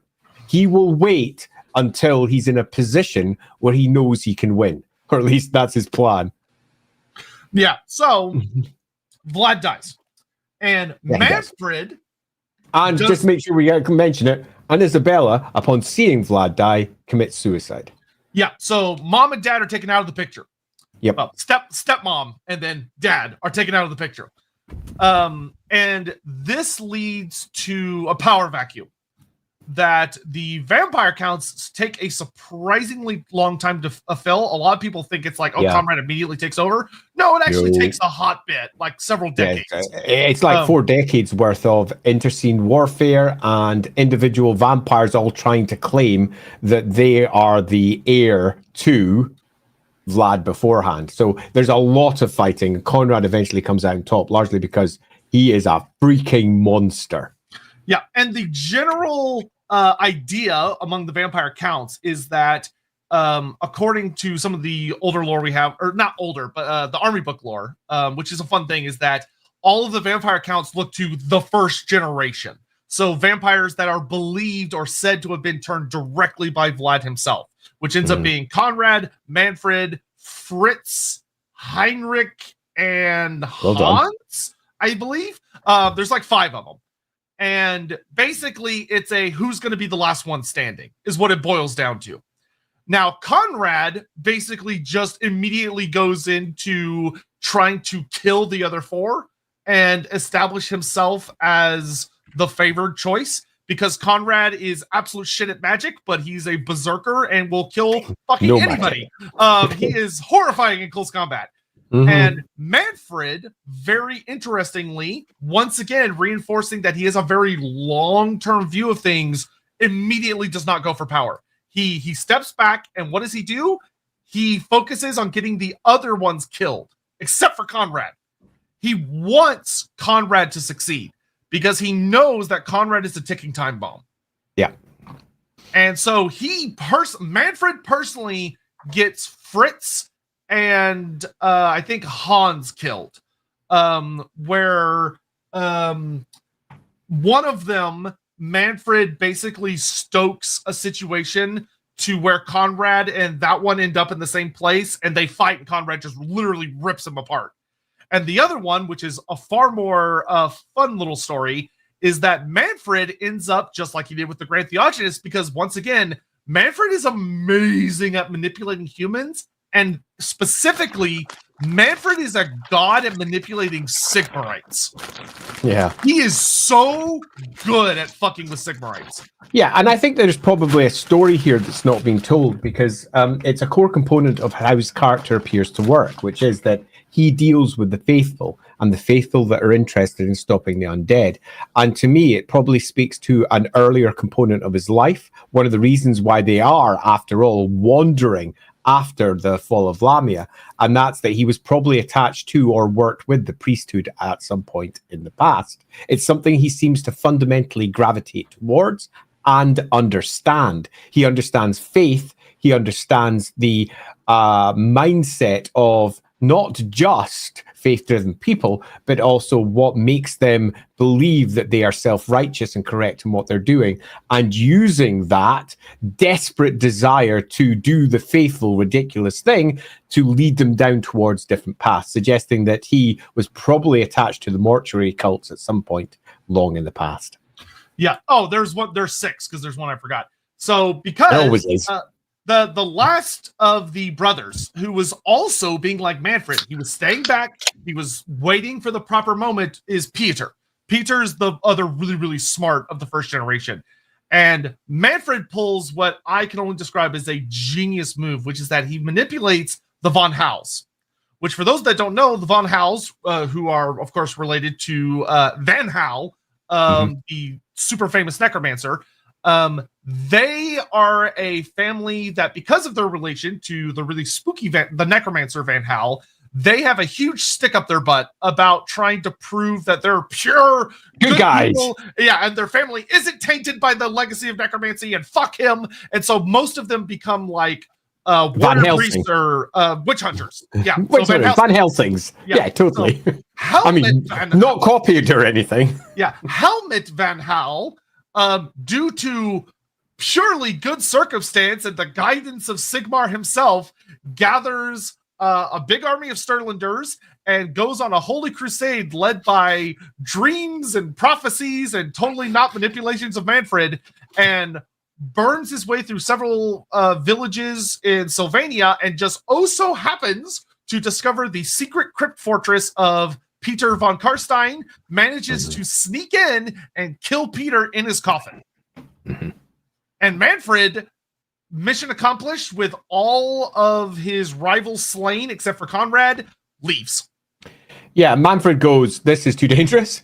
Although there are some stories where he also supports Conrad in a variety of ways, but broadly speaking, yeah, he's got what he needs. Conrad is too powerful to directly take on. Which I find an interesting statement to make. It says a lot about who Conrad is. Yeah, and for Mannfred's part of the story, which we'll get caught up with Super Chats right after this, Mannfred in the, like, we're talking like 5th edition, is more kind of like, oh, he kind of vanishes, and then in 6th edition onwards, they say pretty explicitly he goes south. He goes south, yeah. Yeah, and he goes to 2 places primarily. He goes to Lamia and he goes to Nagashazar, where in Lamia he studies the papyrus scrolls and he talks to some of the lich priests, and he sneaks into Lamia, which is actually very, very well guarded, contrary to what people may believe. And he studies a lot of like the ancient things and learns from a lot of Neferata's original scrolls and the writings of Wazorn and everything. And after he gathers a bunch of information, he then kicks over to Nagashazar, where he meets with the Wraith Wizards of Nagash, and he makes some kind of horrible, terrible bargain. Deal. Yeah. Which 8th edition is the only edition that actually delves into what the pact was supposedly about, which is that, being Mannfred, he basically lies and because remember, Nagash is in there at this point. Like by this point, Nagash is already on his throne. And apparently what happens essentially is that Mannfred makes a bargain or a deal to promise to help resurrect Nagash as his godly full power form in exchange for learning at his feet. And the deal is accepted because Mannfred makes, it may sound like, oh, that's kind of a throwaway line, but like if you think about it, kind of our meme stream when we talked about Nagashazar as a school, Nagash is not going to tolerate fucking anybody. Yeah. So for Mannfred to walk in and demonstrate a level of power that Nagash takes an interest in him and is willing to genuinely teach him the deepest secrets of necromancy is saying a lot. That says genuinely so much about him.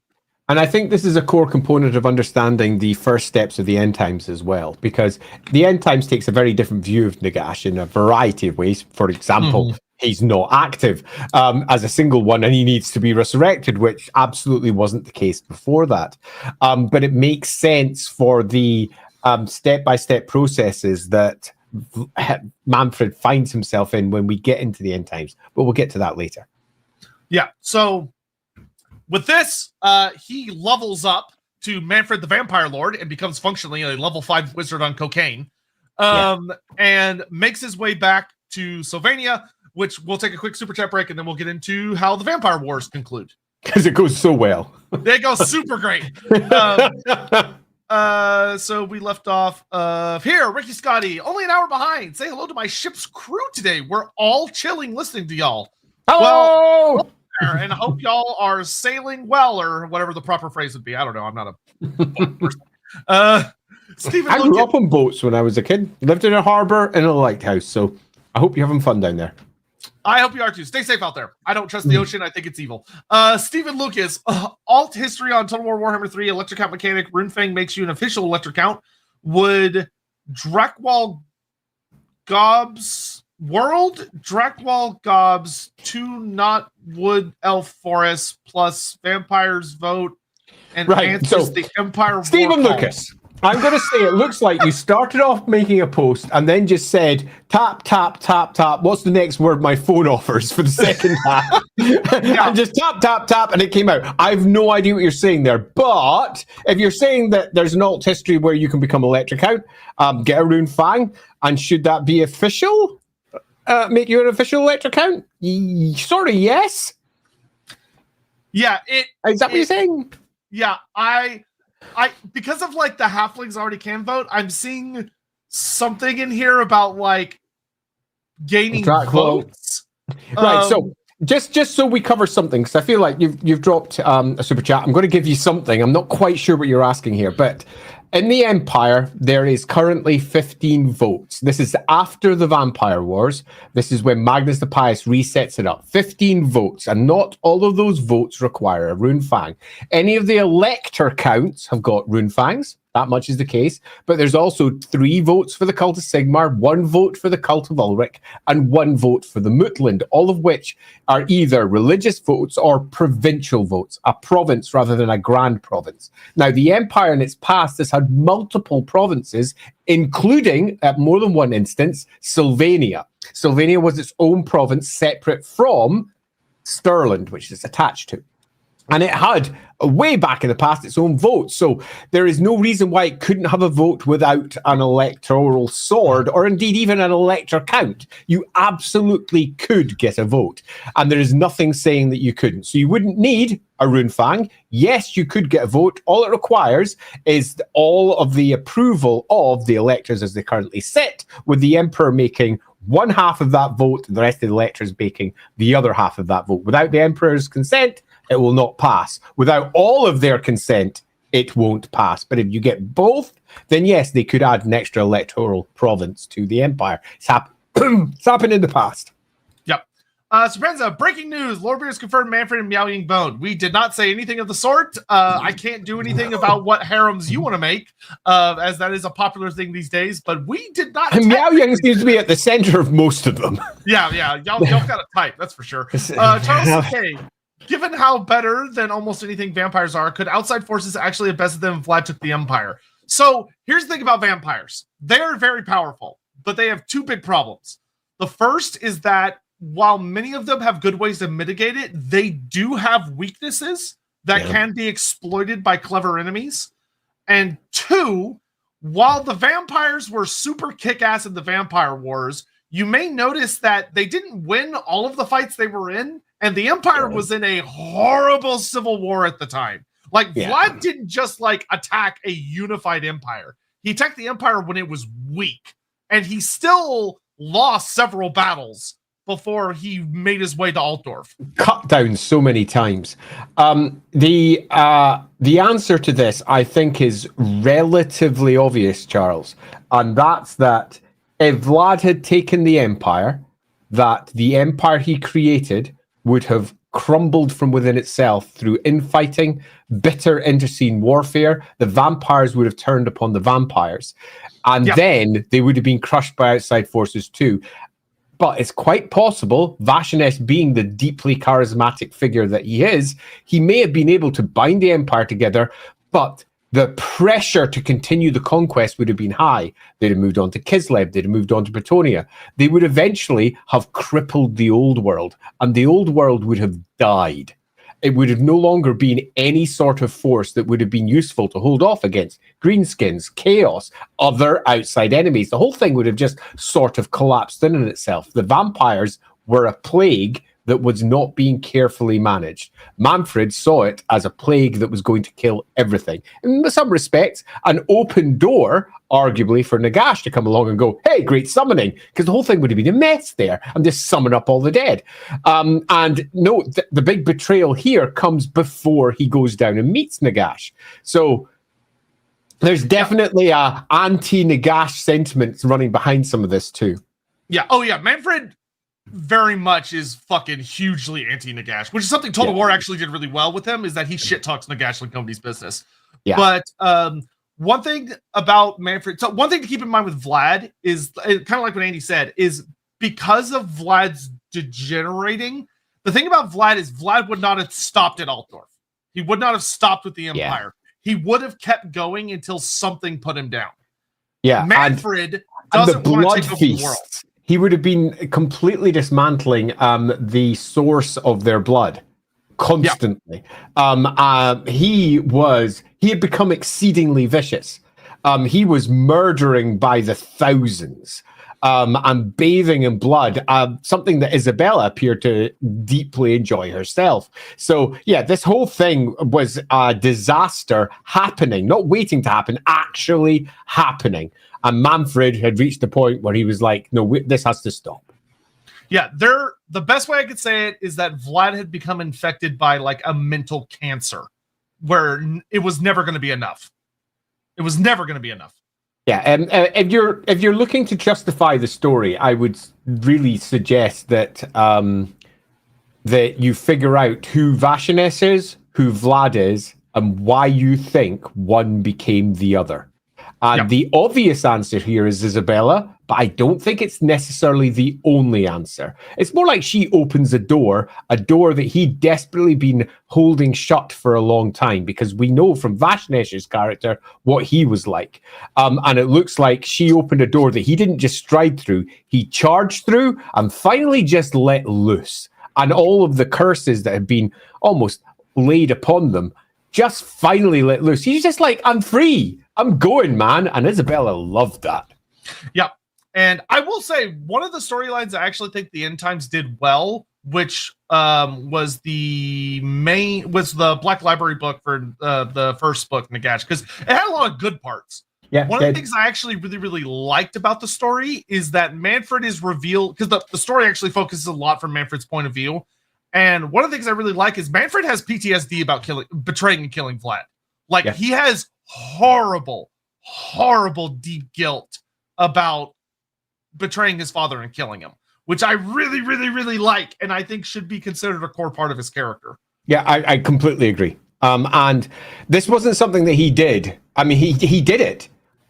Let me be blunt here, but this wasn't something he did easily.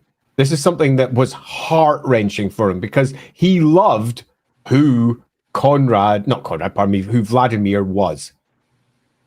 And still loved, to a degree, everything that he is, so to speak, when the event occurred. But it had just gone too far. It was basically staring his own death in his face. Yeah. Yeah, it was very much an Alucard killing Dracula moment, if you've watched Castlevania. Yeah, totally. But anyway, Avarash, why did he go bald? Choice or Hel Fenn? Actually, so this is actually answered the lore, which I always find very funny. So 7th edition gave Mannfred his new mini. Which if you think Mannfred, the version you're thinking of is the 7th edition version that all the other later versions were based on. And what it basically says is that after he went south and he gained incredible amounts of power and knowledge, he became so deeply suffused with like dark magic and necromancy that all of the hair on his body just fell off. So he's completely hairless, apparently. Yeah, and if you're wanting to tie this through to overall lore concerning, say, for example, Shyish, all Shyish wizards from the Amethyst College also shave their heads because shave their entire bodies because there is benefits to doing so for their magic. So there's arguably not just it sort of happened. There's something going on here, and I think there's possibly a deeper story. Plus, it's worth noting that afterwards, whenever he's going full Vlad, the magic is literally coursing around his head. It's described in more than one place that his scalp is alive, almost like with a crown of magic. There's so much of it coursing through his body. So yeah, he changes. After he does his big tour, he comes back and he's a very different vampire. Now, does that mean that he's no longer capable of being that charming, suave, hair-filled vampire from the past? Yeah, probably. If you want to build your own version, you could very easily say, because many Carsteins are shapeshifters, you could very easily say that, yeah, he can put on a face. He can do the long-haired version of himself, or alternatively, just go with a fucking wig if you desperately want to. But yeah, he has definitely become bald because of what happened down in the south. Yep. Ricky Chapman, Mannfred in several Warhammer campaigns. He was a key, has been in several campaigns. He was a key NPC, especially in our vampire campaign, where he was perhaps our closest ally, as well as close as you keep a treacherous Skaven or Night Goblin. Yeah, which is great. He makes a excellent antagonist or I should say patron for any Warhammer campaign. Yeah, he makes for me he is a classic example of one of those anti-heroes that is just bad to the bone in so many ways, but can also be an extraordinarily strong ally depending on the circumstances you're in. Like you, Mannfred has been a core component of multiple versions of my campaigns, and in a single example of one of ours, as we attempt to justify the different stories, because the story between Vladimir, Isabella, and of course Mannfred could be told in lots of different ways. And in one of our ones, for example, one of the reasons that Vlad went so head over heels was because Isabella was almost a spit for Neferata. And that classic old story of your old love from the past being reincarnated, and was, he thought, a good version. As it turned out, she was the pits. Literally the worst. And Mannfred also falls in love with her, which is one of the reasons that he holds off for so long and never confronts it, because he can't cope with the whole thing. And when she dies, he goes into a deep depression. One of the reasons why he goes off to do his tour afterwards, which is one of the core components of that version in one campaign. But these characters, if you ever decide to use them in your games, don't just look at the story and try to reproduce it as you find inside the books. Look at them and think, why? Who are these people? What are they thinking? And start trying to figure out what their characters are. So when you present them at the table, you can offer something that perhaps makes people go, oh, I see. Yeah, have fun with it is the most important thing that you can do. So from the there, library writers do.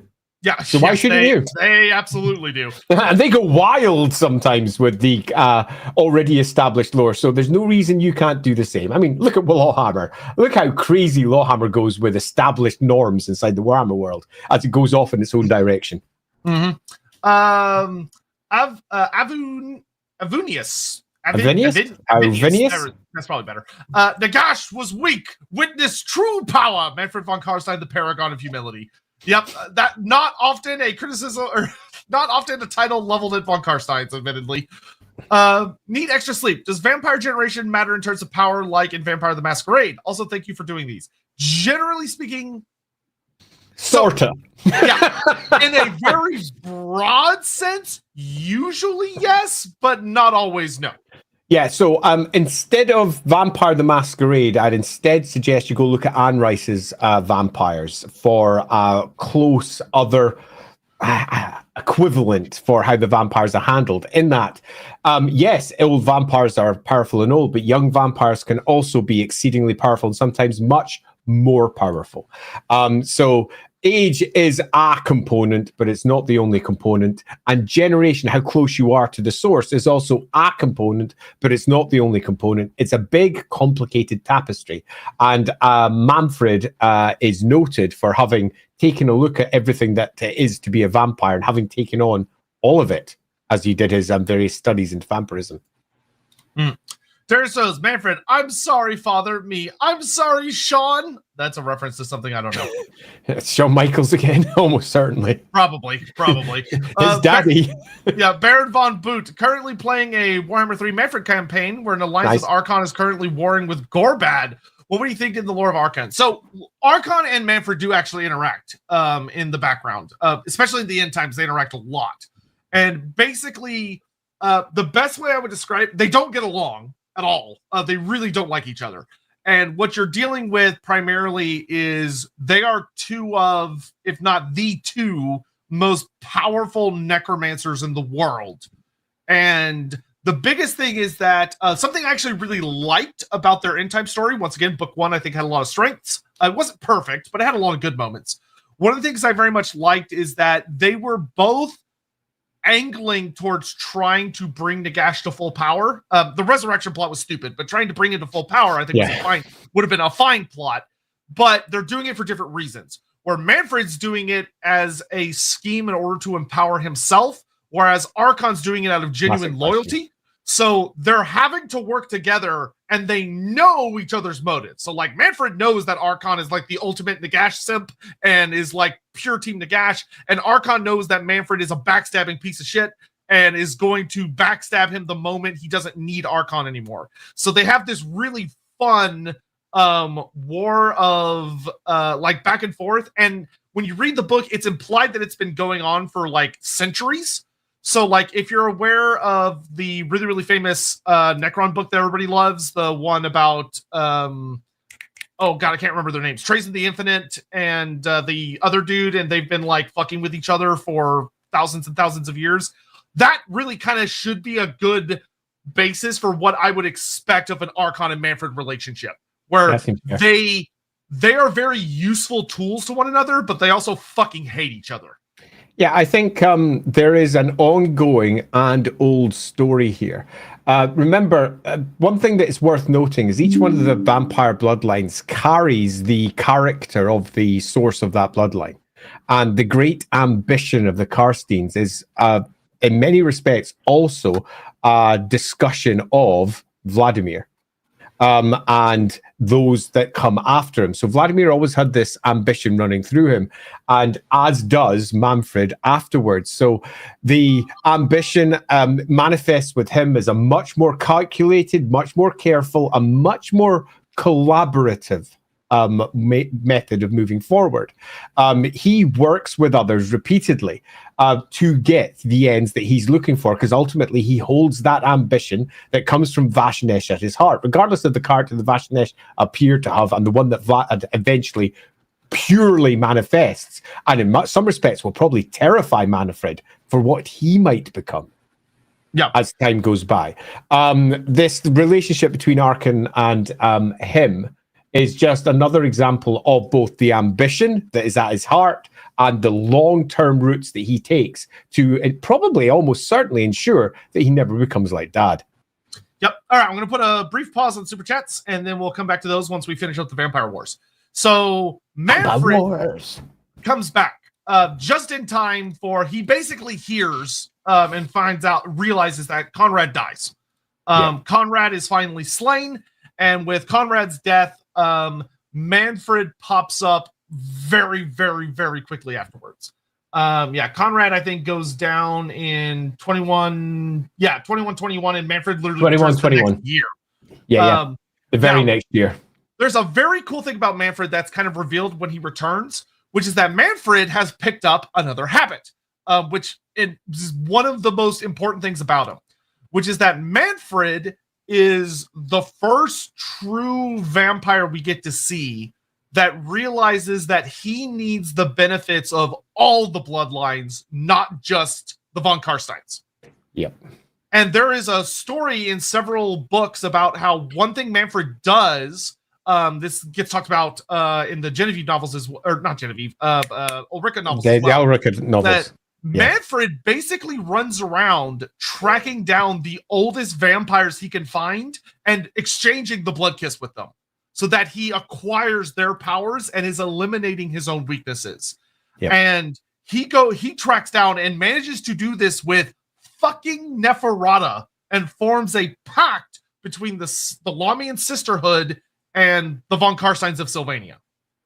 Yeah, this is when Mannfred goes from being the secondary, almost tertiary character in the Carstein story to being the core character. Vlad is dead. Conrad is dead. Everyone else is dead. Now it's just Mannfred. And the Mannfred that we have is not some mere Carstein vampire, some mere child of Vlad. The Mannfred that's come back is the most powerful necromancer pretty much in the world. And he's also one that has managed to eradicate the vast majority of the worst of the vampiric curses that course through his body. He's now marked as being able to walk during the day as long as he slept amongst his own earth from his own land and nonsense like that. There's different stories at different points in different editions which make it clear that Mannfred has become pretty much the GOAT. There is no better Carstein, and there never will be a better Carstein as far as he's concerned. That's that Carstein pride running through again. And he becomes pretty much the core character in this area if you want to have somebody who understands not just the Empire and the surrounding parts, not just vampires, but he also understands the world. Because yet by this point, he has been communing with creatures who have been everywhere, including himself, who has, in his past, been all over the place also. This is the most knowledgeable character, probably in the old world, the most powerful magic user in the old world. And remember, for all we go necromancy, he's mastered the winds. Yes. He's mastered all the winds of magic. He focuses on dark magic, obviously, but in the same way that the Dark Elves focus on the dark side of things. And he also has the great wealth of necromancy. He is quite literally at this point, stupendously powerful to the point that the upcoming campaign always makes me laugh. Yeah, funny enough, Mannfred is also one of the only characters in the game that has double lore mastery, meaning that he knew the entire lore of death and the entire lore of vampires simultaneously, which is a stupid amount of spells from a tabletop perspective. But I remember always when we talk about the tabletop spells to make sure you've got it clear. In tabletop, they always focus in on like magic normally for each character so that you can very quickly and easily understand what they do in the battlefield. And their lore might say something like, they have mastered all the magic. And then it says, you get necromancy. But Mannfred broke that particular core rule. He's just got more because he's awesome. Yeah, so from here, so basically Mannfred has been gone for 30 years. So he left Sylvania and has returned after 30 years. And in that time, he has studied and taken secrets from the Lich Priests, Nagash himself and his Spirit Wraith guys, the Lamians, the Strigoi, the Blood Dragons, and the Necrarchs. And one of the first big events that he does when he gets back is to level up his von Carsteinism. And you may say, Sotek, how can he possibly become more von Carstein than he already is? And I'll say, hey, you know that armor he's wearing? There's actually a story behind it that's really fucking cool. So it's called the Armor of Tempelhof. And what a lot of people don't know is the way he made it is that when he came back, he basically called like a meeting of the von Carsteins, because Conrad had been dead for a year, so they were doing the same thing after Vlad died, where infighting was building up. And Mannfred comes back and says, okay, everybody who is anybody, come to this meeting in Tempelhof. And the really, really smart ones go, nope, I'm not going to that. But most of the really powerful ones who to see this as an opportunity to assassinate Mannfred go. And they all gather up, and Mannfred kills all of them. There's a big fight where he takes them all on, and he just massacres all of these other vampire lords. And he takes all of their ashes and forges it into a suit of armor that is basically comprised of several very powerful von Carstein vampires, puts it on his body, and it, in most little excerpts, it fuses into his very flesh. And it's why he has so many fucking extra wounds compared to most other vampires. It's because he's literally integrated into his body several other vampire lords, which is nuts. It's probably nuts. Can I just call out this comment here from Ad1? Because I think this is potentially a good one. A what if?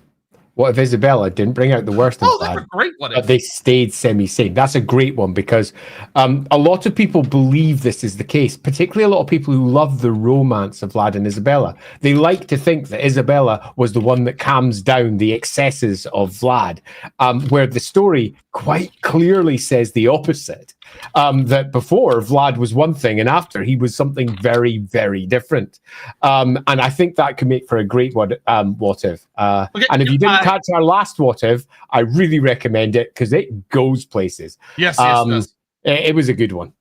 Yep. Okay, cool. Caught up on that. So, Mannfred, now with all of his immediate rivals dealt with, he now has the support of the Lawmian Sisterhood. Thanks to Conrad's own efforts that Mannfred takes advantage of, he has the support of the Blood Dragons. And he also has various support of Necrarchs by giving them little magical artifacts and stuff, and also the Strigoi that he's willing to deal with. So he's got the vampires all teamed up, and you would think that he would go forth and kick ass and chew bubblegum, but the writers just decide, nope, fuck Mannfred. And his invasion kind of goes pretty bad. Yeah, so I'm going to call this one out, because the problem here isn't a problem of the storytelling. The problem of the storytelling was the first vampire war with Vlad, it lasted about 40 years, and Vlad massacred almost everything in his path and was going to win.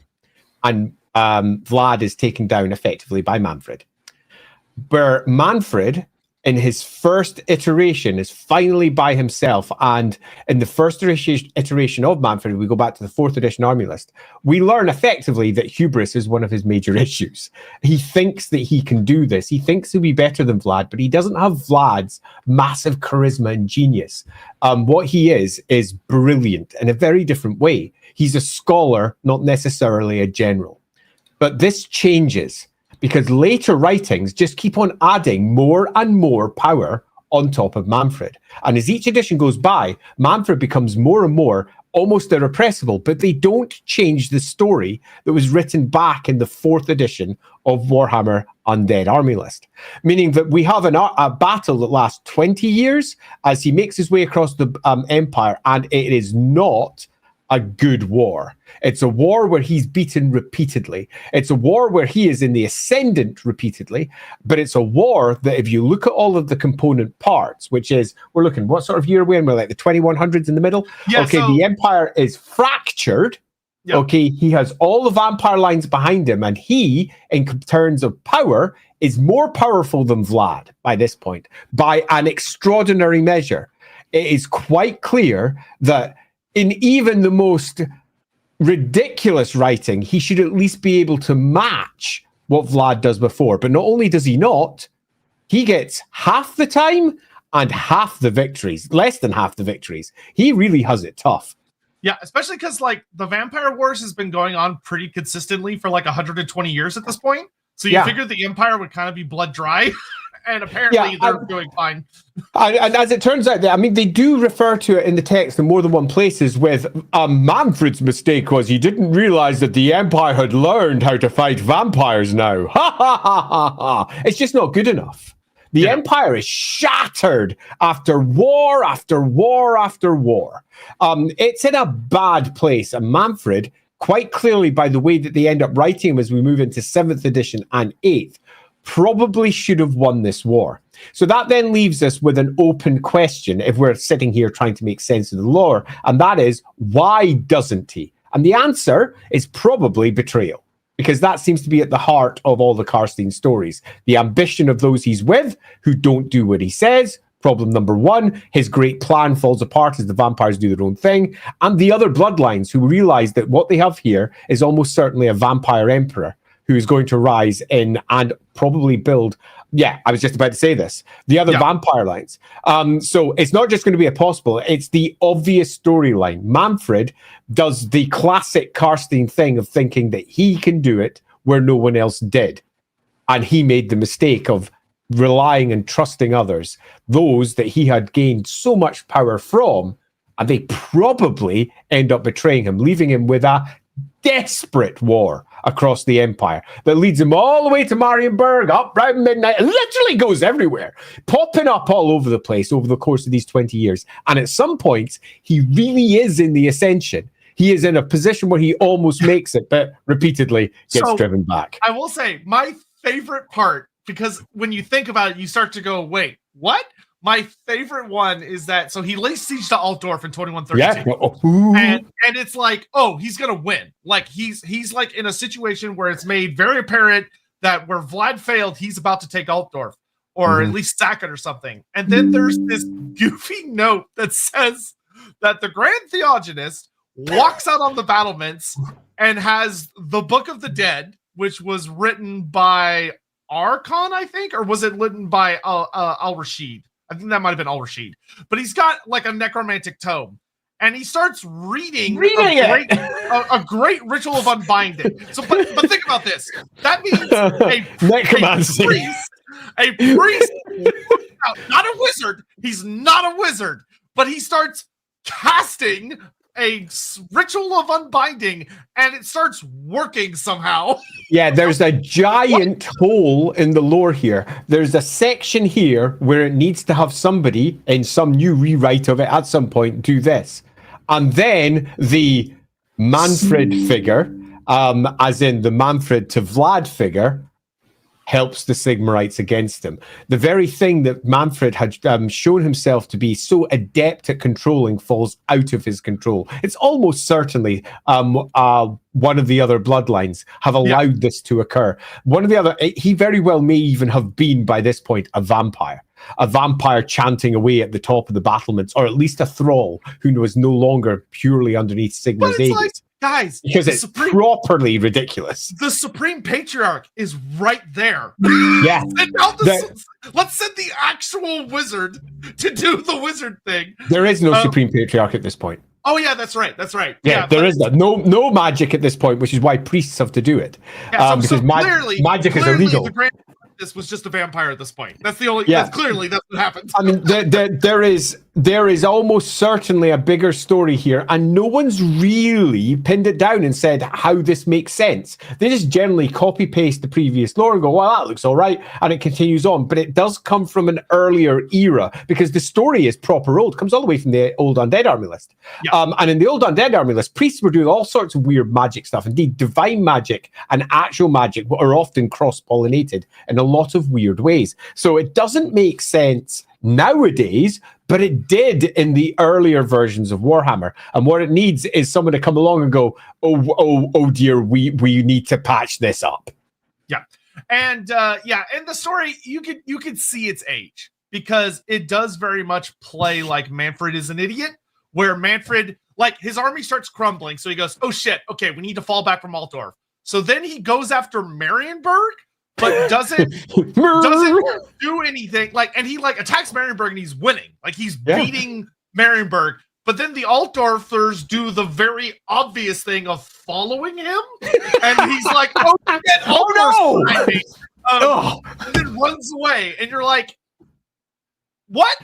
Now, in the old story, it all sort of makes sense. But I say sort of, but it makes sense because he's not a good general. What he is a clever general, who relies upon what he perceives to be solid tactics far too much and isn't the Vlad. He just isn't Vlad. But in the later stories, he's more than Vlad. So we need to look at it and try to re-justify the various components of this campaign. And to cut a long story short, it's pretty obvious what happens. It's that he builds a great, massive well of support for his attempt to retake the Empire. He goes to war, and then they all melt away and go, "You're on your own, son." And he's like, "Holy shit!" And then he has to try and step up. He does. And as he steps up, his previous allies start working against him for fear of the enormous power base that someone like Mannfred would be able to secure if he took the Empire, because he would take the Empire as a vampire lord that led like an emperor, allowing the people to live as long as they did what he wanted them to do. It wouldn't be a good place to live, but let's be honest, the Empire was never a good place to live. For many people, it would get better because the taxes would drop. Gold is much less important to a vampire emperor, but the taxes would change. Now, the tax would be different. Keep this in mind, because it will come back in a little bit. So basically, we could sort of essentially fast forward to Mannfred basically runs around the Empire, winning battles that don't involve him taking over a city because they didn't want to deal with that, and losing battles where he is attacking a city because they didn't want to deal with it. And it eventually winds up with, as he's retreating back to Sylvania after a campaign like 2144-ish, he gets caught because the dwarfs get involved. Where the dwarves finally decide enough is enough, and the dwarf high king marches down with a giant throng from the mountains, and he gets caught between the Empire and dwarf armies at Hel Fenn. High elves are there too. Yes. They got allied because the high elves were down from Marienburg and they joined in the fights. So we've got high elves, dwarves, and the Empire combining to take out Mannfred. He's no longer just dealing with the Empire. He is dealing with 3 separate factions all by himself, and presumably without many of the allies that he'd originally had some 20 years earlier. He's in trouble. Yeah, a lot of trouble. Yeah, and Hel Fenn, he does put up a big fight. Hel Fenn is noted to be a ugly, horrible battle, especially because Mannfred didn't just pick Hel Fenn on a whim. He picked it because it's basically a swamp full of dead people. So as they're trying to get to him, he just keeps raising more and more and more and more people, and it's awful. So many people die. But eventually, he tries to flee from the battlefield, and an electric count riding on a griffin manages to catch him, cuts him with a Rin Fang. He falls into the swamp, and his body sinks into the water and never comes back out. And they're just like, I guess he's dead? And then they all just kind of pull off. And depending on the book you read, he is, or he isn't. Yeah. Which, we're going to cut up on Super Chats here, because in every edition except 8th edition, this is where Mannfred dies. Except 8th edition goes, maybe not. We'll talk about that in just a moment. All right, so getting caught up on thing here. Darius, what does Mannfred think of the other bloodlines? They are tools to be used, but he actually utilizes them well, and he ends up drinking from all of them and becomes kind of the uber vampire by the end. Yeah, I mean, ultimately, I think the answer to this question is the same answer to most "what does vampire think" questions, and I mean Mannfred think questions, and that is they're all tools. They're all things for him to use, and that includes his great ambition to control the Empire. That includes his great ambitions to save the Empire, because these are tools that are already sharpened and useful. Everything about them is something that he can use. He is a classic manipulator.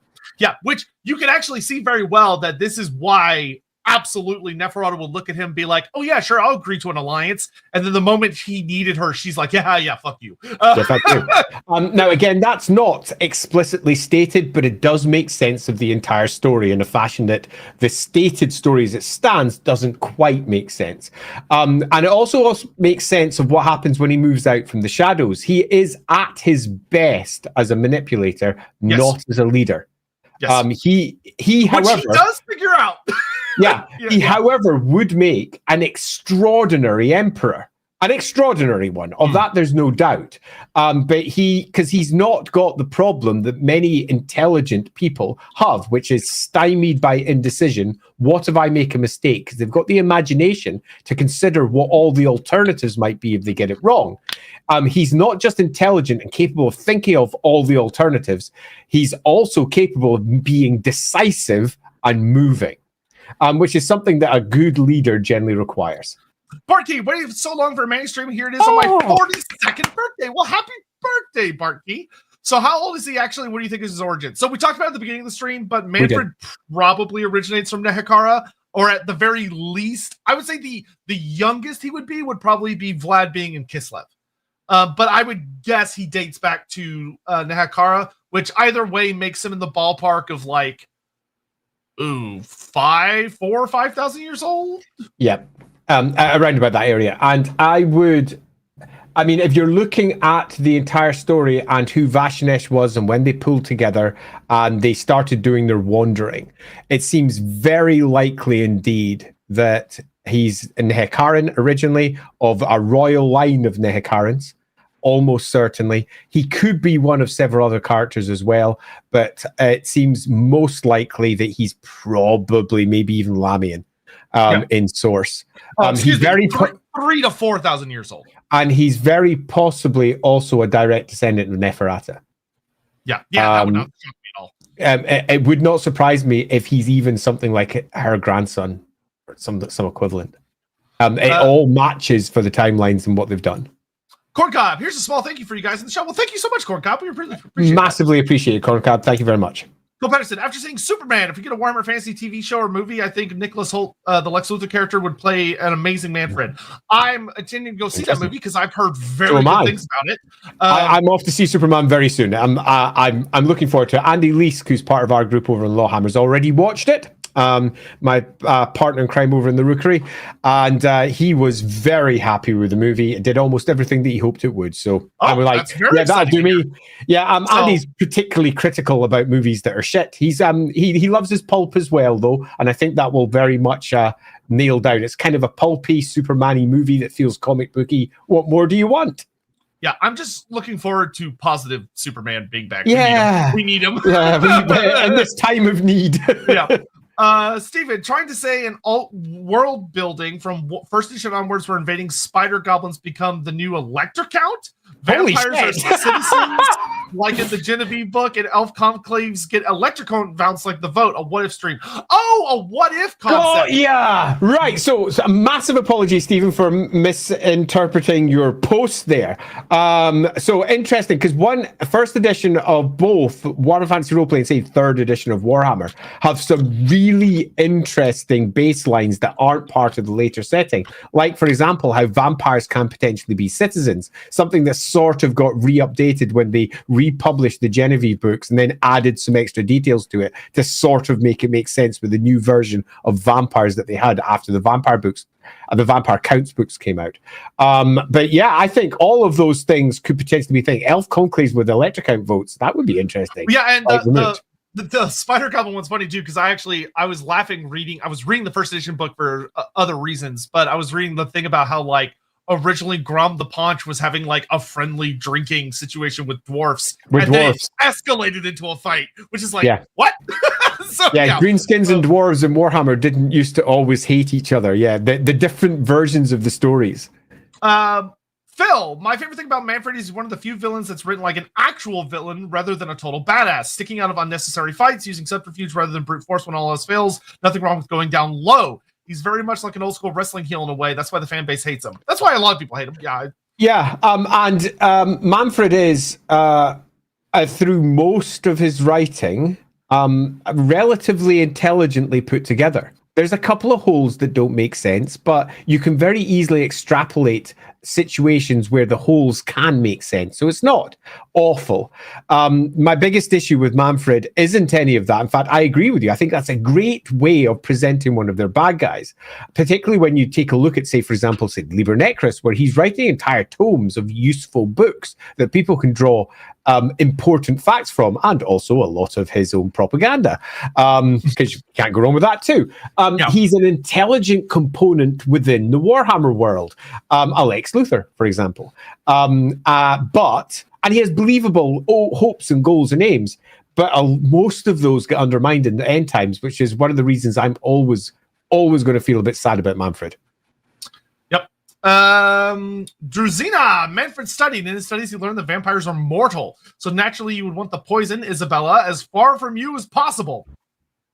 That's a way to look at it. Of that, there is a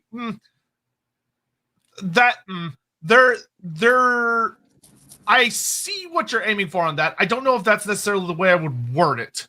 If that was the case, he'd have killed Isabella, and he didn't.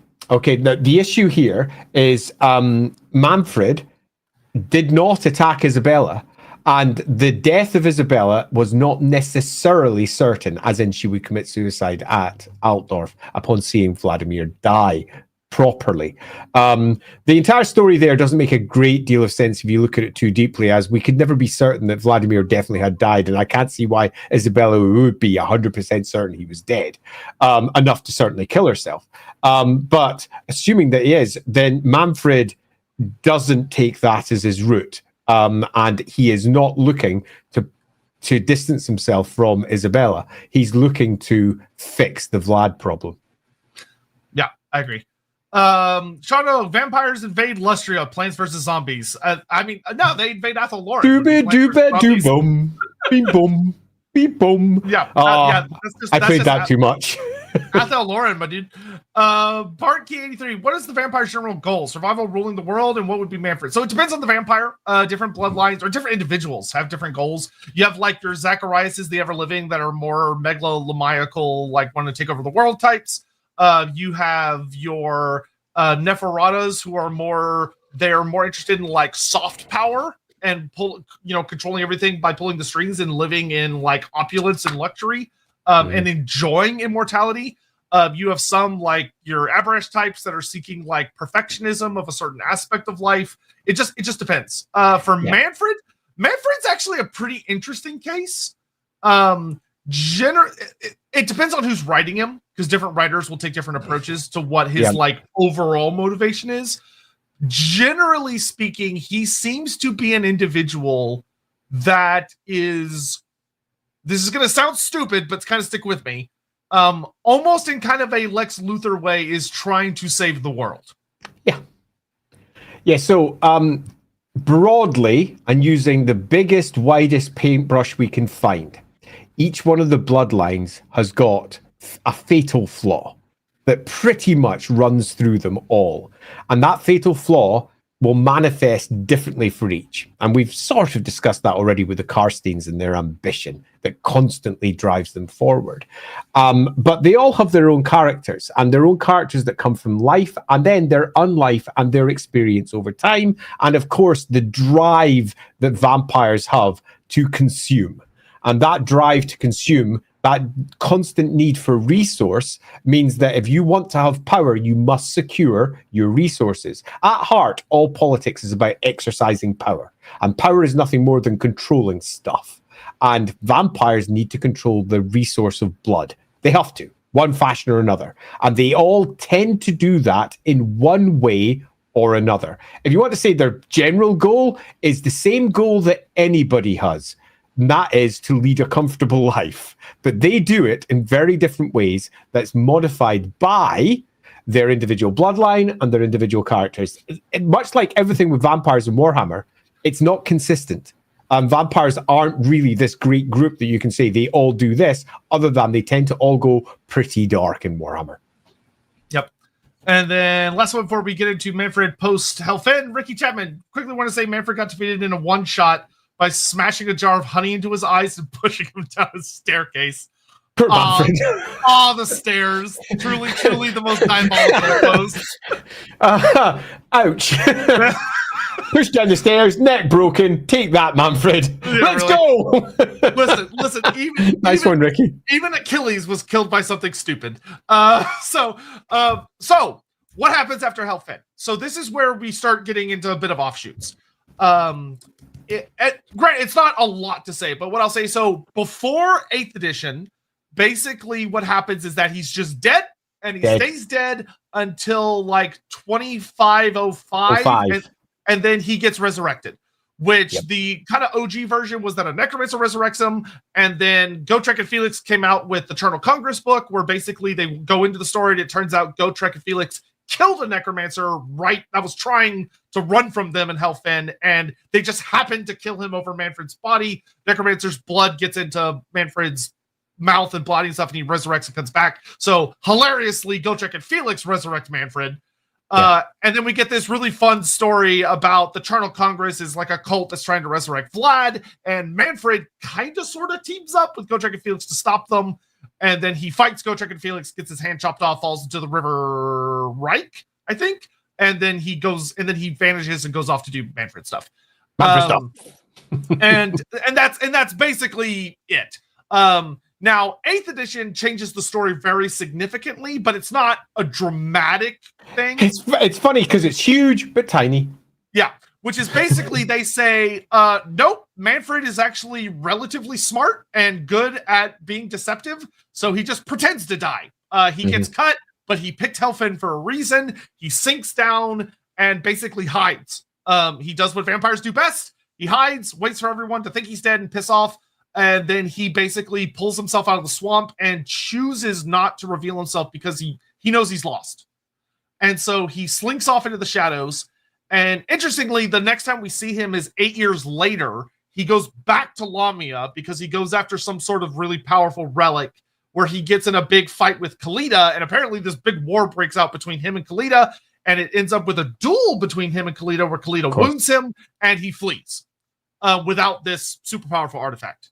After that, which that part's like cute and it gets like, okay, fun, whatever. But this is where I really like the 8th edition version of the story, which is that it says Mannfred goes home and then the Great War Against Chaos happens. And Mannfred watches. He watches how the war goes. He protects Sylvania. So like if any, like, because when chaos rises in the north, it causes chaos everywhere to basically go crazy. And so, like, Beastmen and all this stuff that attacks Sylvania, Mannfred makes sure to protect it, but he stays hidden, and he watches, and he waits, and he watches how the Empire, the Dwarfs, and the Elves basically team up, and they manage to defeat Azavar Kul and save the day. And he watches, and he goes, that's how I lost. Yep.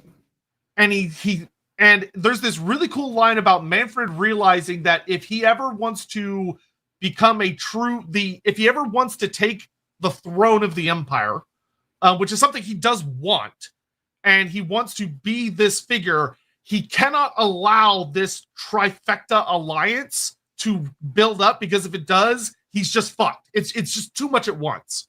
So he goes, I need to figure out a way to make it where the elves, the dwarfs, and humanity will not work together against me, while also manipulating scenes in Stirland, Aberland, and places around Sylvania to make sure that nobody manages to successfully retake Sylvania. So anytime like an Elector Count of Stirland comes up and is like, oh, my campaign promise is that I'm going to take Sylvania and I'm going to root out the vampires, I'm going to make sure I really get it under control, that Elector Count mysteriously trips down the stairs and dies.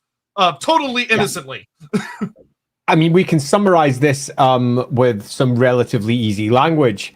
Mannfred realizes that Vlad's plan was wrong. Vlad's plan was conquest. Mannfred realizes that the proper plan should be politics. Yeah. Effectively, he takes a different route. And we see this in real world history repeatedly, where some groups, when they take up arms and try to fight their way to success, are successful, and other groups take up politics and they politically successfully remove themselves or gain themselves power.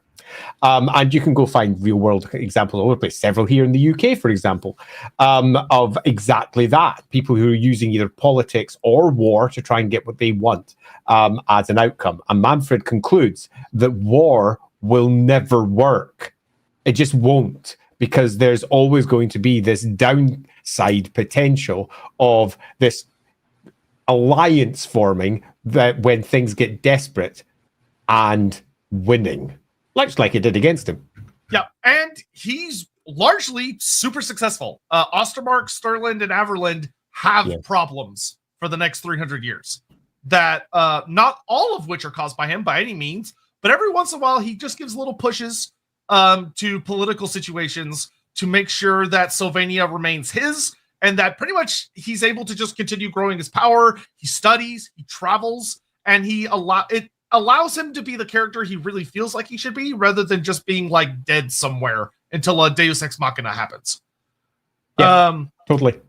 But, and plans to the difference here is that the original plan for what the Empire could be starts becoming the plan for what Sylvania will be. In that it's a vampire ruling what appears to be, from the outside view at least, beneficently, and also carefully behind the scenes, and not in a fashion that means that the Empire comes up in arms and goes, what the fuck, arg, because he very carefully manipulates things so that people are looking elsewhere. Yeah, and most importantly, he keeps the vampires in Sylvania under control. Yeah, and make sure that another vampire about it. Yeah, another vampire war doesn't break out. You know, that some other von Carstein doesn't run out and be like, rah, and start another war that causes the Empire to unify and purge Sylvania. So anyway, this leads us to alt history for a moment, which is the Storm of Chaos.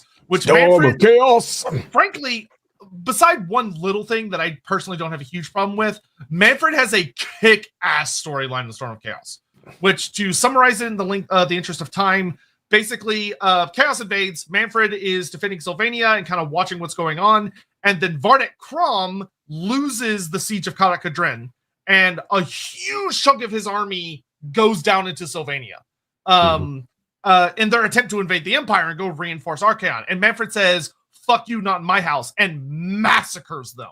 Like, Vardet Krom is basically murdered by Mannfred.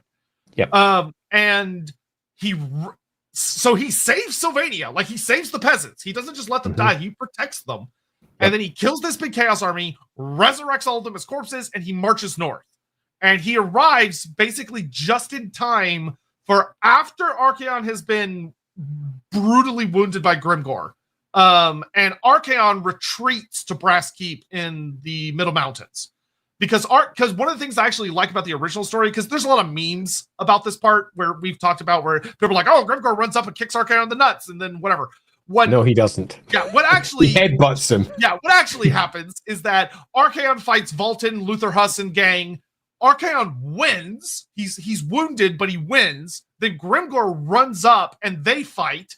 Grimgor catches Archaon kind of off guard with a headbutt, beats him. And as Archaon is on the ground, Grimgor basically wahs really loud and starts rampaging in a different direction.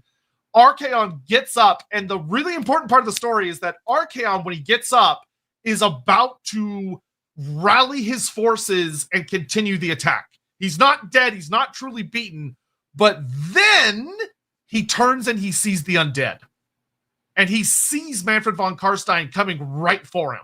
And that's when Archaon goes, fuck, I have to get out of here. And he retreats. It's not the orcs that actually beat him. Grimgor basically kind of like hurts him, but he doesn't beat him. He doesn't kill him, right? And Archaon is forced to retreat because of the vampires.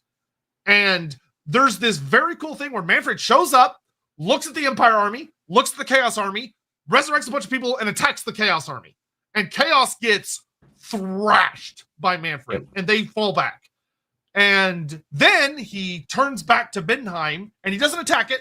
Instead, he basically calls for like a truce. He walks out. No, we'll go slightly further here. Sure. Because the story does have a little few extra elements here that are worth slightly focusing on. Number one, the undead army by this point is larger than the army that Archaon had mustered. Yes. So the army that's at Mindenheim, having driven back Chaos, is so large that the Mindenheim forces that had been about to lose to Chaos look down and go, fuck. But Mannfred doesn't attack. Instead, he has a chat with them.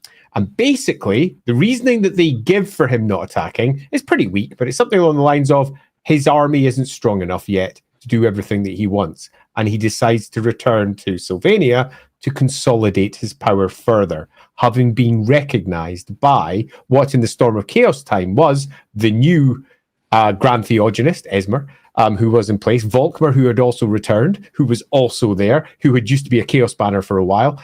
There's a whole story there. He got better. He got better. He got better. There's a whole story there and a future schism for the cult of Sigmar that the vampire could see was coming. Mannfred could see that the Empire was going to fracture underneath its own weight. Indeed, even there's a whole host of other stories here that are loosely unfolding, and Mannfred goes, "Nah, you're cool.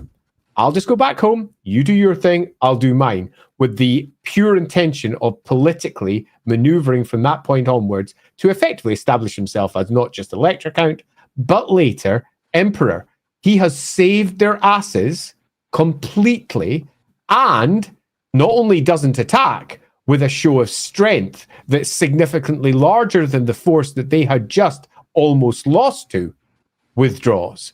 He is in an extraordinarily powerful position, and he intends to make it more powerful. His thinking process is, I'm still not powerful enough to properly win this battle. I'll win maybe this single battle, but I'll lose the war overall. He intends to consolidate further, and Mannfred withdraws effectively the hero of Middenheim. Yeah, so the thing about and why I love this story, and I hate so much that the End Times didn't redo this story like it did for most of the Storm of Chaos, is that Mannfred, like Andy said, he shows up, he could have fought, but he doesn't. He leaves peacefully with that giant undead army. He'd have won. Yeah, and he basically says, by the way, Sylvania, we're our own province. We're not part of any of these other provinces. I want you to recognize my authority. And the thing is that it explicitly says in lore, which is so fucking cool, is that for much of the Empire, word gets out, and Mannfred is hailed as the hero of Middenheim. Yeah, and back in Sylvania, okay, where we often have this view of Sylvanians as these poor, beaten, vampire, haunted, horrific folk, they love him. Love him. Not just because he is, the vampire overlord that they have to love.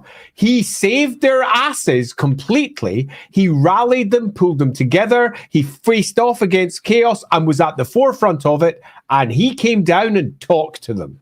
He was one with them. He led the people. He had learned from his previous errors, where he effectively had tried to copy the Vashanesh way of dealing with things, the vampire lord that cackles at the top.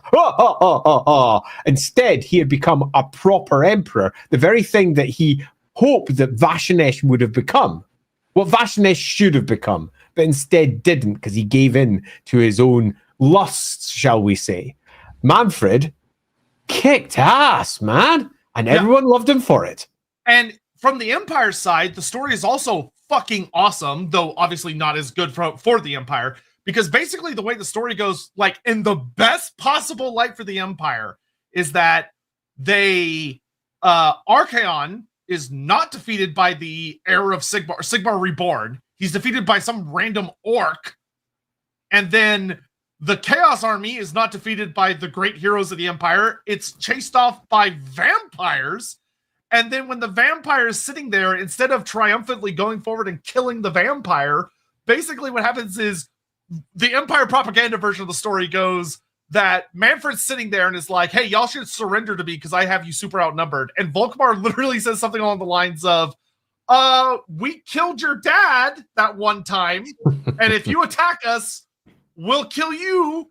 And that apparently was enough for Mannfred to go, oh, spooky, and he runs away. You mean the guy that he empowered, that I empowered to kill my dad?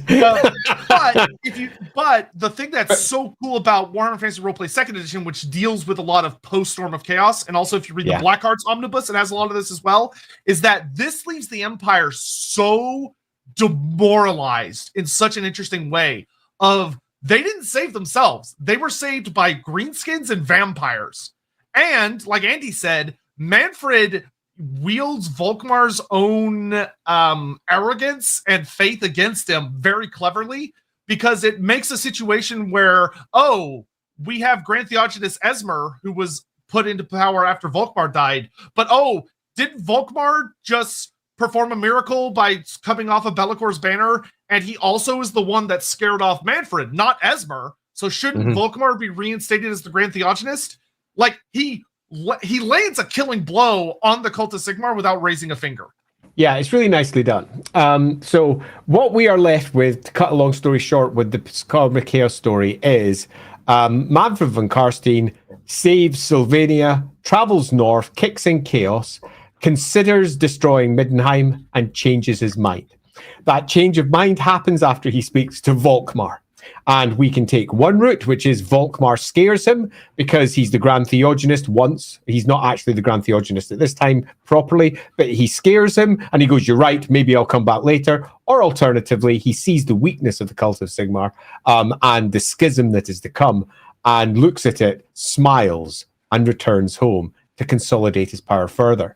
But whichever version you go with, one thing is absolutely certain.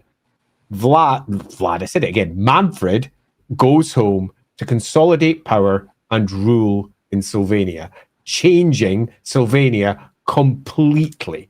And this is a story that, even though it's about to get completely retconned as the Storm of Chaos becomes, oh, it didn't happen, but it did, but it didn't, but it did, depending upon which book we go to. The core components of it all just get copy-pasted straight over into the next set of lore dumps as we move through the 8th edition. Yeah. All right. So to fast forward us to the last couple things in the interest of time, basically all you really need to know about Mannfred post Hel Fenn, there's not a lot he does. He shows up in a couple like little short stories as fun little cameo things, but he basically just kind of sits in Sylvania and consolidates power in every version of the story until about basically until the end times is about to kick off. And in the end times version that we got in 25, well, we do the super chats before we do end times, because end times is like its own thing. End times is very much its own thing, and it's something that I'm going to find it hard not to bitch about a bit. So let's give ourselves a bit of time there. A certain preternatural priest, off topic, but what are your favorite drinks? So I don't drink alcohol, but unfortunately, I have a addiction to Coca-Cola that I would love to get rid of. But when I'm not drinking that, I'm more of just kind of I just drink water. Pepsi Max. Andy. There you go. Yeah, it's something I should cut out just for the caffeine alone, and have repeatedly attempted to do, have yet to do properly. If we're talking alcohol, I tend to go with Jack Daniels and Pepsi Max. There you go. I will say, though, I have had the occasional alcoholic beverage when I'm in the appropriate scene and I'm with people that just want to have a shot or something. I had a white chocolate shot. I don't know what the alcohol that was in it, but I had a white chocolate shot when I was at a bar in Leeds that was amazing. I could not taste the alcohol at all. And as someone that is very sensitive to the taste of alcohol because I don't drink it that often, that scared me and impressed me in equal measure.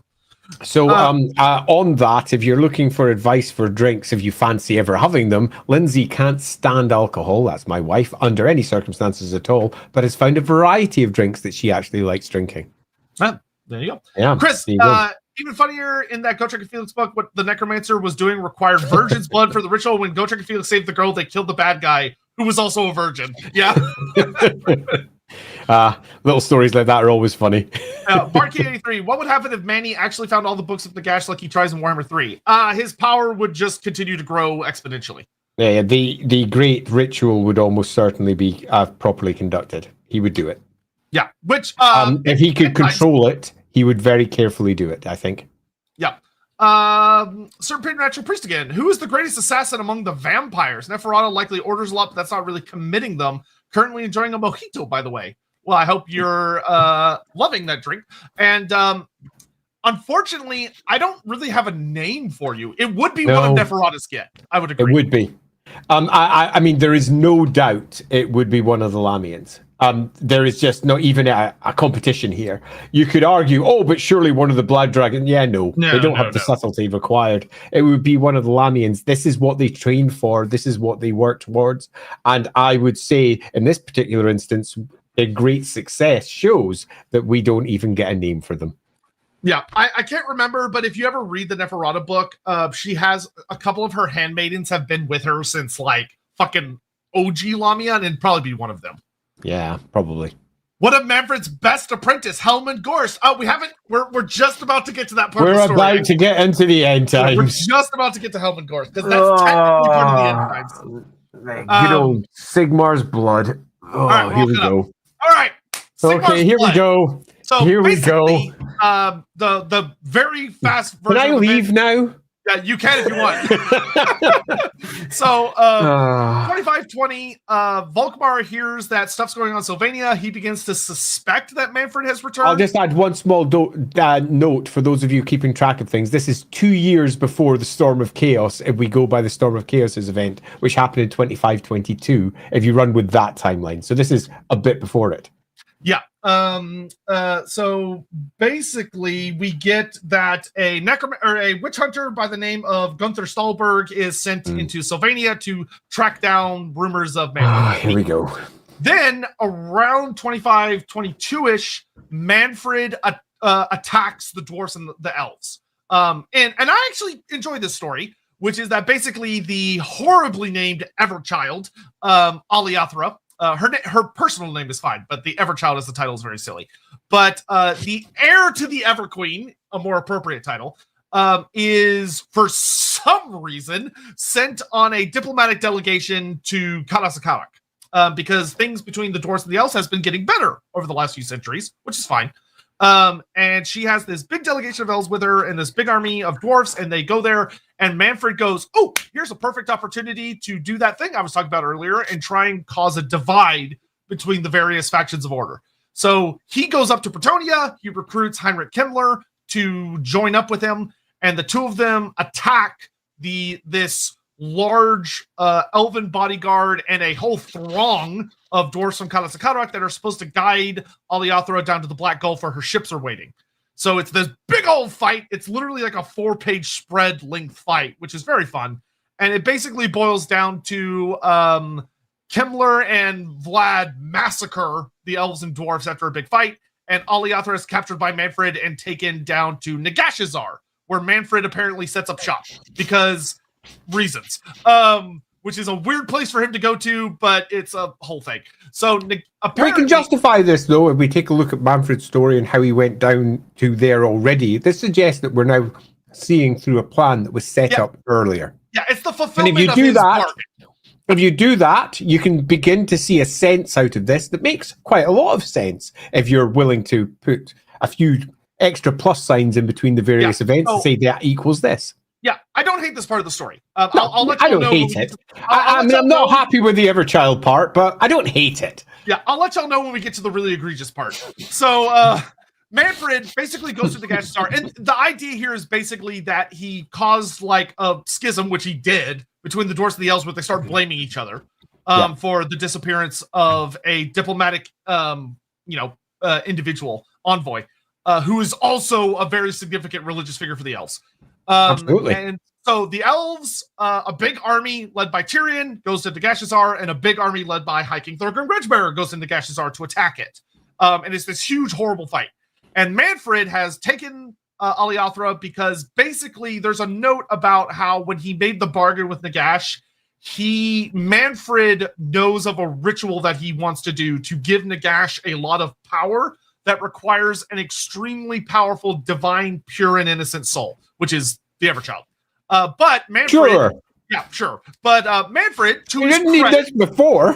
Yeah, but he apparently he wants it. He does now. He needs it for Big Nagash, apparently. But to Mannfred's genuine credit, one of the story threads they set up that I like is that for this pure and innocent soul sacrifice, he deliberately chooses Aliathra because Mannfred is one of the few individuals in the world that knows that she's Tyrion's daughter.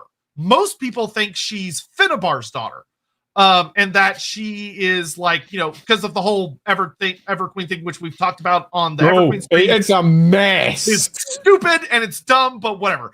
So, but because she's Tyrion's daughter, she has the Curse of Cain, even though, as we talked about the Everqueen stream, she should already have the Curse of Cain. It comes from her mom's side anyway. Yeah. But anyway, she doubled up on it, so whatever. So she has Curse of Cain squared. And Mannfred thinks, okay, if I use her in a ritual to empower Nagash, maybe the Curse of Cain will also infect Nagash and it will fuck him up. And it'll weaken him in a way he won't expect. because Archon, who is working with Mannfred on this, doesn't think that Aliathra has the Curse of Cain because of previously explained reasons. So, and also wrongly because it comes down the Ever Queen's line. Because the writers of this setting also forget that. For anyone that cares about how, so basically, the elves and the dwarves attack, and through their combined efforts, they successfully break into Nagashazar. They're about to get Aliathra, and Mannfred goes, haha, fuck you guys, and grabs Aliathra and just pisses off. He teleports. And it leaves the dwarfs and the elves being like, well, shit. And they have an argument because Tyrion is super pissed off and he's starting to lose himself to his anger problems. That is pre-established in the lore, and a lot of people like to forget that Tyrion has anger problems, but he does. So he lashes out. Tyrion is proper broken. Yeah, so he lashes out Ride Thorgrim, and it causes a whole thing.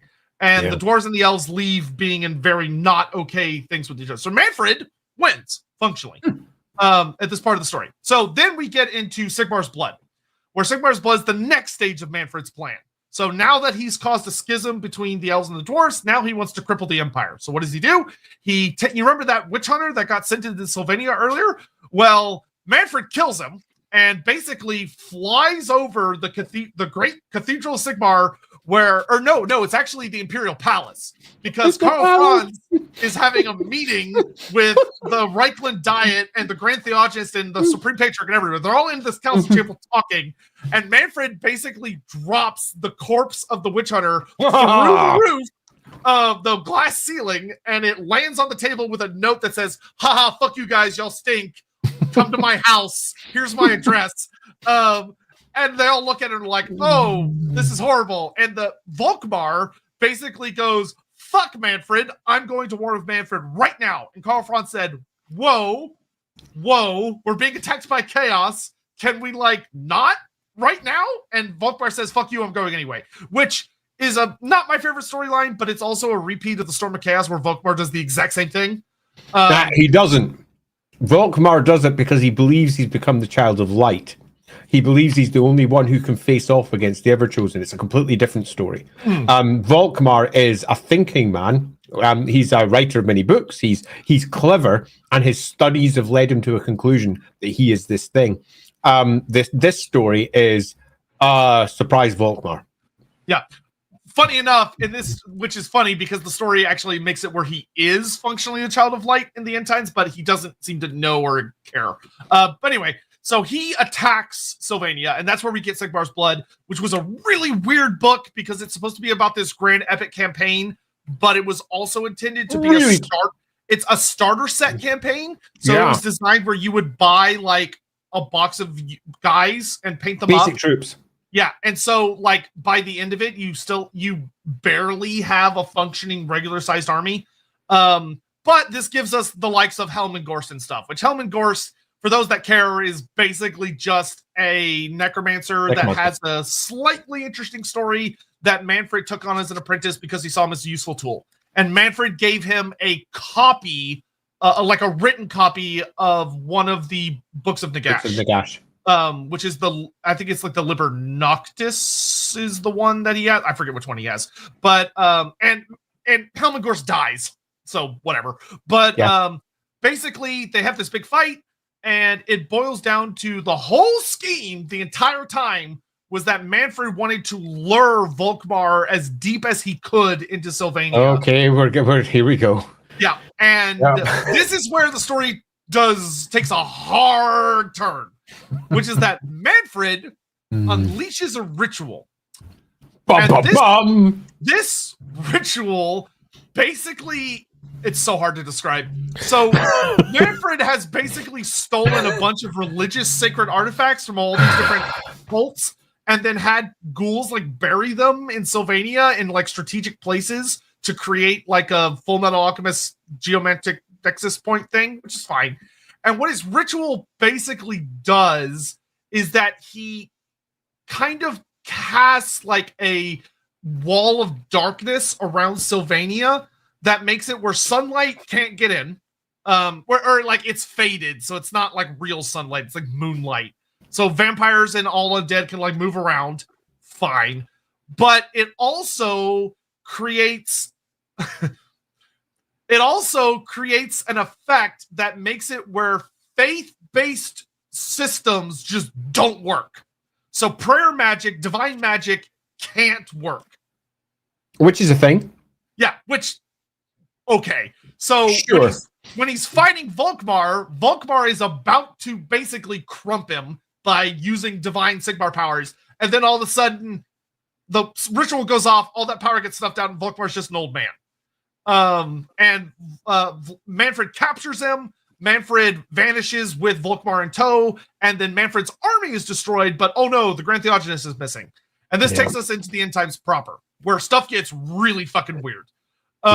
So once again, TLDRing because I don't even like this story because we're past the point where shit starts getting weird. So at the end of that, or the beginning of the end times, Balthazar Gelt casts here he comes with knowledge provided to him by Neferata, casts a counter ritual that basically puts a big wall of faith magic somehow around Sylvania. So it creates a cage that the undead cannot leave because if they try, they like burst into flame and die. So Mannfred is trapped in Sylvania. And it's revealed that Mannfred, in the story The Bone Cage, that Mannfred not only has Volkmar, but he has somehow acquired a mortal descendant of every single Empire god. And also the Fey Enchantress, who is now a vampire for some reason. For reasons. That makes no fucking sense. Even though she is an elf. For the love of God, she is an elf. But this story forgets that. It's like, oh no, she's a human and she got turned into a vampire. Deal with it. So, stupid shit happens. And basically, Archon the Black shows up and him and Mannfred have a chat where they figure out a way to get through this wall of faith. And it's revealed that Mannfred has, he has the Crown of Nagash. He has all 9 books of Nagash. And he also has Nagash's hand, like his original hand that got cut off. Yeah, the claw of Nagash.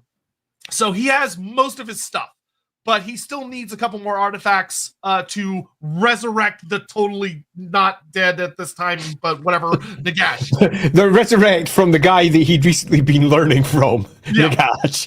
Yeah, so him and Archon go on this fun little adventure that is genuinely a fun story. It's quite fun. Yeah, and the story is so stupid, but there's some really nice fun elements involved in it. This part is genuinely enjoyable, where Archon the Black attacks Pretonia, with Heinrich Kemmler and Krell in tow, and Mannfred takes a bunch of vampires and attacks the Skaven.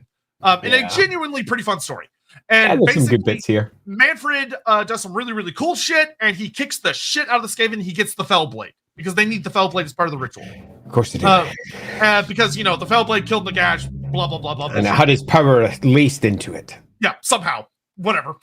So he gets the Fellblade, goes back to Sylvania. Meanwhile, Archon gets the Staff of Nagash and Nagash's armor and sword and whatever shit he was missing. And then he goes back.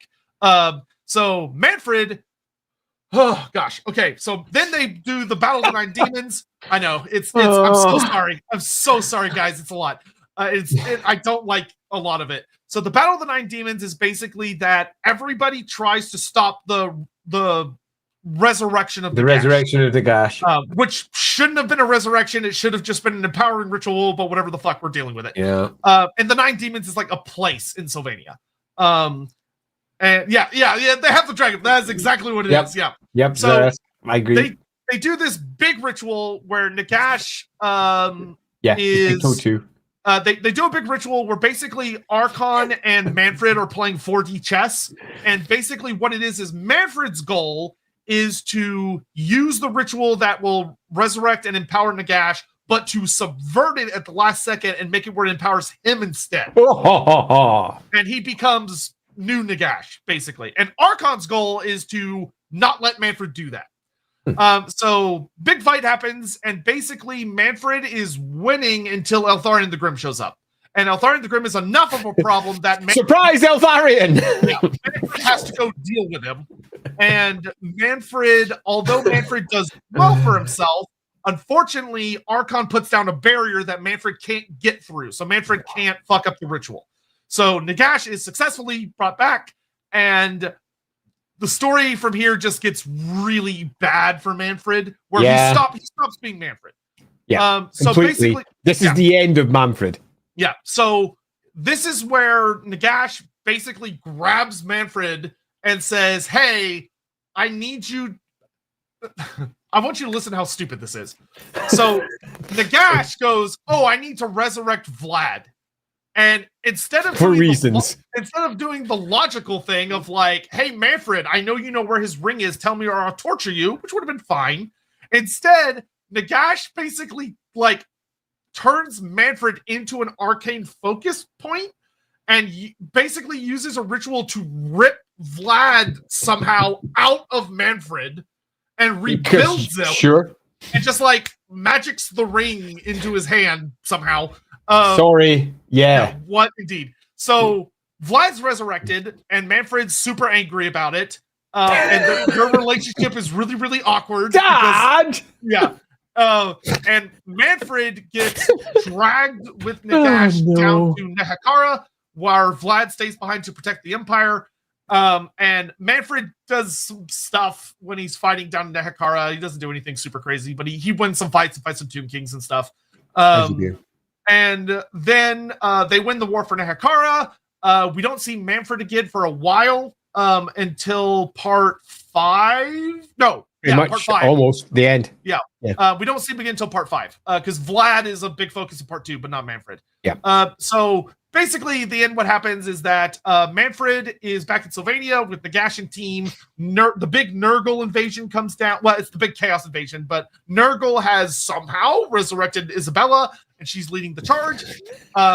Mannfred manages to betray and get Luther Harkin killed. So Mannfred, he doesn't directly kill him, but he causes Luther Harkin to die. What happened to the Barrier of Sylvania? It is broken by the resurrection of Nagash. Nagash gets rid of it. Bye. So Mannfred gets Luther Harkin killed when he's running away from Isabella. He does some other stupid shenanigans. Sylvania, the Black Pyramid of Nagash, is destroyed by the Skaven, who are working with Chaos at this point. So Nagash is forced to leave Sylvania with all of his lads in tow, which includes Mannfred. They arrive outside Athel Loren, where Mannfred is cackling like an idiot, like a genuine idiot, because Nagash, in order to do a sign of good faith to the various forces of order, to be like, "Hey, I'm on y'all's team," he goes, "Oh, I'll give you the person that killed Aliothra," because both Alariel and Tyrion are there at this point. And, they're like, "Oh, who killed our daughter? We want revenge." Which, sure, why not? And which, once again, stupid story is stupid. But Nagash, instead of being... Mannfred thinks, Archon killed her, so he's going to betray Archon, which is... Mannfred would never think that in a million years, because Nagash obviously goes, "Mannfred killed her," and he gives Mannfred as a prisoner to the Council of Incarnates. So Mannfred, once again, story, gets taken to an underground chamber beneath the Oak of Ages, where the roots are burrowed into his flesh and like feed on his magic. Sure. Okay. Why not? And they're like, "Oh, it'll drain you to death over the next whatever 100 years, and it's really painful." Okay. And then him and Vlad have like a little pep talk chat, and Vlad frees Mannfred because he's like, "I still love you, son." And Mannfred's like, "Get away from me, Dad. I don't need your help." And Mannfred leaves, learns that the Lilith is actually the Lady of the Lake, which is stupid. It doesn't make sense. And then Mannfred... here we go. tells I want to say that Mannfred tells... I can't remember if Mannfred tells the Bretonnians. Oh no, Mannfred saying it is what lets Bellicor know about it, which, like, okay, whatever. So then Mannfred runs away to Mindenheim, where he joins up with fucking Archaon. Because he joins Chaos! For some reason. And Archaon just fucking hates him. Like, Archaon doesn't even like him. Archaon just refers to him as a leech and just calls him shitty names the entire time. And Mannfred, from the point Nagash comes back, Mannfred is literally just a "I hate my dad" character the entire time. That's all he is. So pathetic.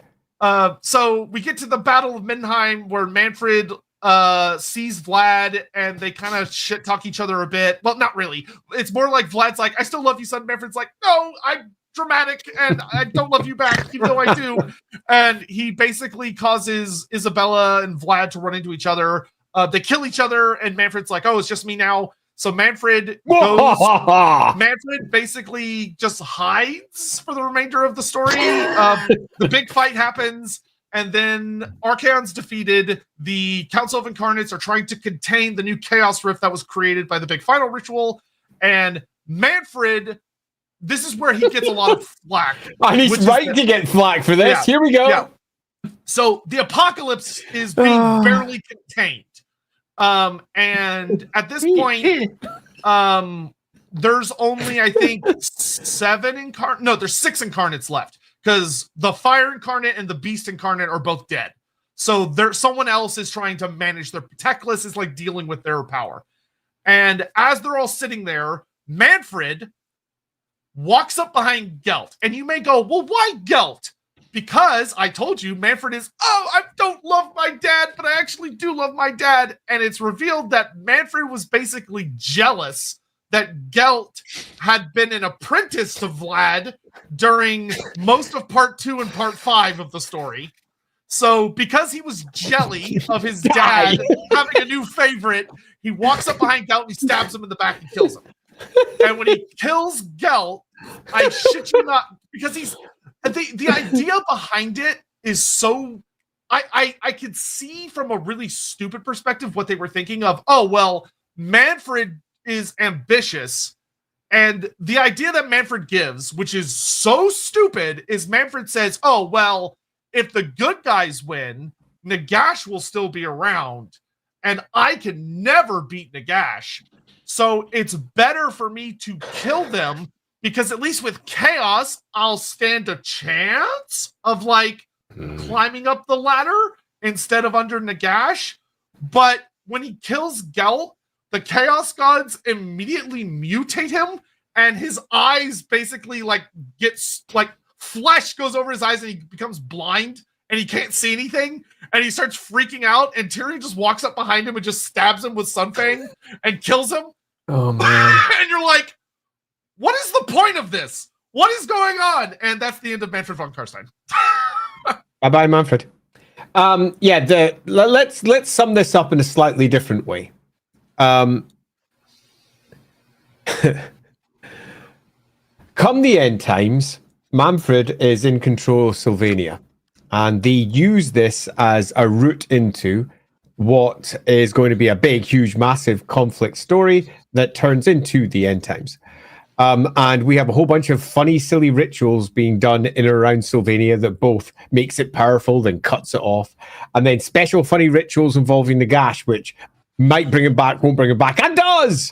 And then a whole bunch of other magic rituals elsewhere that brings about incarnates with all of the winds of magic manifesting inside one person in the Warhammer world that they then use to try and face off against all the big bad gribblies of chaos. Mannfred, in his big huff that he's not involved with that the way he should be, changes sides because he's all by himself nowadays, joins Chaos, fucks about with him for a while, and then a petty act of much silliness at the very end, stabs a couple of incarnates, the whole world goes boom. The whole thing is stupid. The whole thing is not very well conceived, written, or most importantly, even foreshadowed. You don't look at it and go, I can see all of this coming. You don't look at it and say, this is a natural progression of the characters that we've known and loved for the last 20 years. Mannfred has had a character that we've had established right from the outset of being deeply ambitious, deeply concerned for his own people, and because they are his cattle in some versions, or in others, because they're his people, which are behind the scenes, he views as his cattle. They're his, absolutely his. And he wants to control the Empire because, as far as he's concerned, they are all his. And then he turns into this weird, cackling, jealous child. He's a child. And most of his responses, as soon as Nagash pops up, are all, oh no, grumpy, petty teenager, completely undermining the character that we've kind of grown to love-hate, because he's not a good guy, but he is clever. It's his core trait. His core trait right from the beginning was cunning and intelligence and magical supremacy. That's what he did. And it got turned into petulance, and petty petulance, because we need to have someone to blame for us having the good guys sort of win, but not at the end. So we're going to blame Mannfred. And the whole thing's just nonsense. I mean, most of the story plot ideas are a little bit over the top, but when they're not given enough time to live or breathe or to make a great deal of sense, they're just thrown one point after another. It just turns into, as you may have noticed, that Sotek was desperately trying to sum it up in some sort of coherent way. It just becomes a bunch of words. It becomes a word salad. The whole thing becomes one giant word salad where motivations no longer matter. The only thing that matters is the end result that they want, which is boom. That's all that matters. And every character is sacrificed at the altar of the end. And Mannfred, of all characters in Warhammer, got the biggest sacrificial dagger thrust into his chest. He is pretty much the sacrifice, his entire character, for the end times that they wanted. Can I leave now? Yeah, quite. Quite. I mean, just think of it as the Storm of Chaos, which stayed relatively faithful to the character, had a very clever setup, very anti-chaos, staying core to what vampires are, which is maintaining the material reality, because that's where they need to be. Yeah. And he wins. He wins. Versus the end times, where he is literally a fumbling goofball for 85 to 90% of the story. That ends up joining chaos. And, there's Age of Sigmar. The antithesis of it on the undead. Yeah. Age of Sigmar did much, much better with Mannfred than End Times did. Where Age of Sigmar Mannfred is all about him trying to basically fight back against Nagash when Nagash has all the cards. And it's a fun story because of it. Where Nagash has him so outnumbered, so overpowered, Nagash can literally read his thoughts, and Mannfred still finds a way to get him. And it is such a fun payoff when it finally happens. And that is Mannfred's character. He's smart and ultimately self-determined. So yeah, I didn't want to really do any of the end times bit because I sort of hate Mannfred's story. I sort of hate what they did to him. I sort of hate how they undermined a character that was nasty. He's a bad guy through to his core, but he's a relatively well-written bad guy for Warhammer with quite a lot of depth, quite a lot of complicated needs and wants and resources being required that have led him, with his intelligence, to come to a conclusion as to how he's going to fight the next stage of the war. And the next stage of the war is how he's going to gather all of his resources that he wants to himself. And he decides bluntly that he needs to destabilize the other great factions that might work against him and strengthen his own so that it looks like, to the outside eye, that it is a good guy faction. Effectively, he wants to become emperor. And he wants to become what looks like a good guy emperor, so that the elves and the dwarves aren't going to raise up against him. They will just see him as another weird oddity of humanity, because vampires are kind of grounded into humanity, and humans are weird anyway. Take a look at half of their crazy shit that they're throwing around. And he basically holds them off. He's got a plan, and they completely undermine it in the end times. And they claim that they're not undermining it by destabling the elves and the dwarves. He doesn't need to do that. None of that is required. The entire story that he pursues is actually pointless when he can just consolidate the power he has, much as was the story in Storm of Chaos. They basically went and turned him into a cackling, maniacal, almost cartoon villain, which Warhammer does very well, but they have so many other cackling cartoon villains, they didn't need to make Mannfred another example of that. We already have Heinrich Himmler for the undead cackling villain. There's all manner of cackling villains. We didn't need to make him one too. But that's, again, more of a personal preference. Some people really dislike this version of Mannfred and think that it should stand as is. And that's fine. There is no right or wrong way when it comes to Warhammer lore. Yeah. Just remember at the end of the day that if you want to do good Mannfred reading, you can read literally everything, but read the Storm of Chaos instead of the End Times. Though, if you really want the Black Storm of Chaos is pretty goofy as well. It is, but at least there you can read and go, oh, this makes, like, I can see how this makes sense. Totally. I mean, Gav Thorpe, who did the writing on that, you can clearly see what he was attempting to do. But at the time, it was roundly dismissed by many parties as being uber goofy. It is. But in comparison, I have to compare it to the end times. But in comparison to the end times, it actually looks like high literature by comparison in places, because the end times just make so many leaps of logic that just leave you stunned, going, I actually have to reread this entire section because I don't understand what happened. I don't understand how it got there. I remember reading the final book several times going, wait, really? Well, I think I've missed something. Go back. Oh, no, I've not. I've not actually missed anything. It doesn't just make a lot of sense. Great. Yeah. Though I will say that the book one, the Nagash book and the Black Library Nagash book does have some good Mannfred moments. The very end of the books, like once you get to kind of like Nehakara, it gets a little silly. But like Mannfred, like dealing with the PTSD with Vlad and everything, where he he still hears Vlad's voice kind of almost haunting him. That's fun. I enjoy those parts. But be worse. All right, let's grab our last few super chats before we head towards conclusion.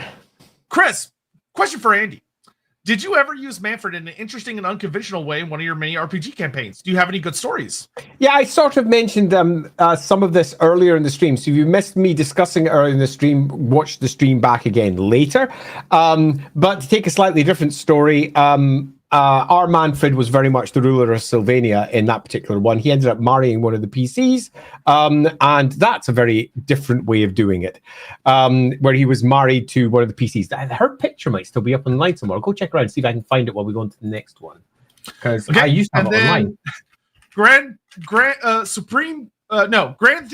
Krimgelto says, Wall of Faith! Eat shit, haters! Get with it! Absolute bastard. Bloody hell. And Wall of Faith. That brings us to the end of today's stream. Oh, we had the end already? Excellent. Yeah, we're over time, too. Yeah. And I say excellent because, seriously, that end, did we really have to? Yeah, unfortunately we did. What I'll say is that Mannfred von Carstein is a super duper fun character. And when he isn't, unfortunately, being kind of used as a fall guy for end times or funny little shenanigans involving a lot of other groups for campaigns, he is someone that is generally written as one of the best schemers in the setting. Which not everybody likes schemer characters. Some people really, really hate schemer characters, which is totally fine. They're just not their cup of tea. He also has a surprisingly fun and good story in Age of Sigmar for anyone that cares. He has a lot of novels.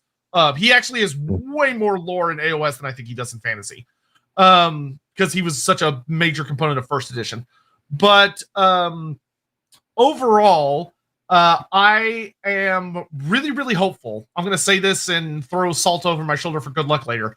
I really, really hope eventually in a later edition of the old world that the vampire counts return as a playable faction and we get to see Mannfred again and they run with the version where he is alive during this time. Yeah. Because I would love to get details about what he gets up to, especially with Cathay being a thing. Cathay is coming to the old world. Mannfred should be interested. He should be involved. Totally. He is a mover and a shaker. And not having him is silly, and I hate it, and I hope he comes back. So if you want to see the quick sketch that I did, I've just posted a link out. This was done an age ago because a character who was a bright wizard had gone pure Sylvanian. So we dived into that. Feel free to go take a look at that if you fancy. So yeah, let's get our last few chats. Quick question from Spencer. I think it's worth answering. What about the Dread King is why Mannfred was afraid of him, but not Nagash in the Dark Omen video game? So we talked about the Dread King stuff back. If you go watch our tier list on the Mortarchs of Nagash. And the Dread King, I mean, to be fair, he's not super detailed. He's just a big spooky bad guy. So I would say for the sake of the game, he's just a big spooky bad guy. Yeah.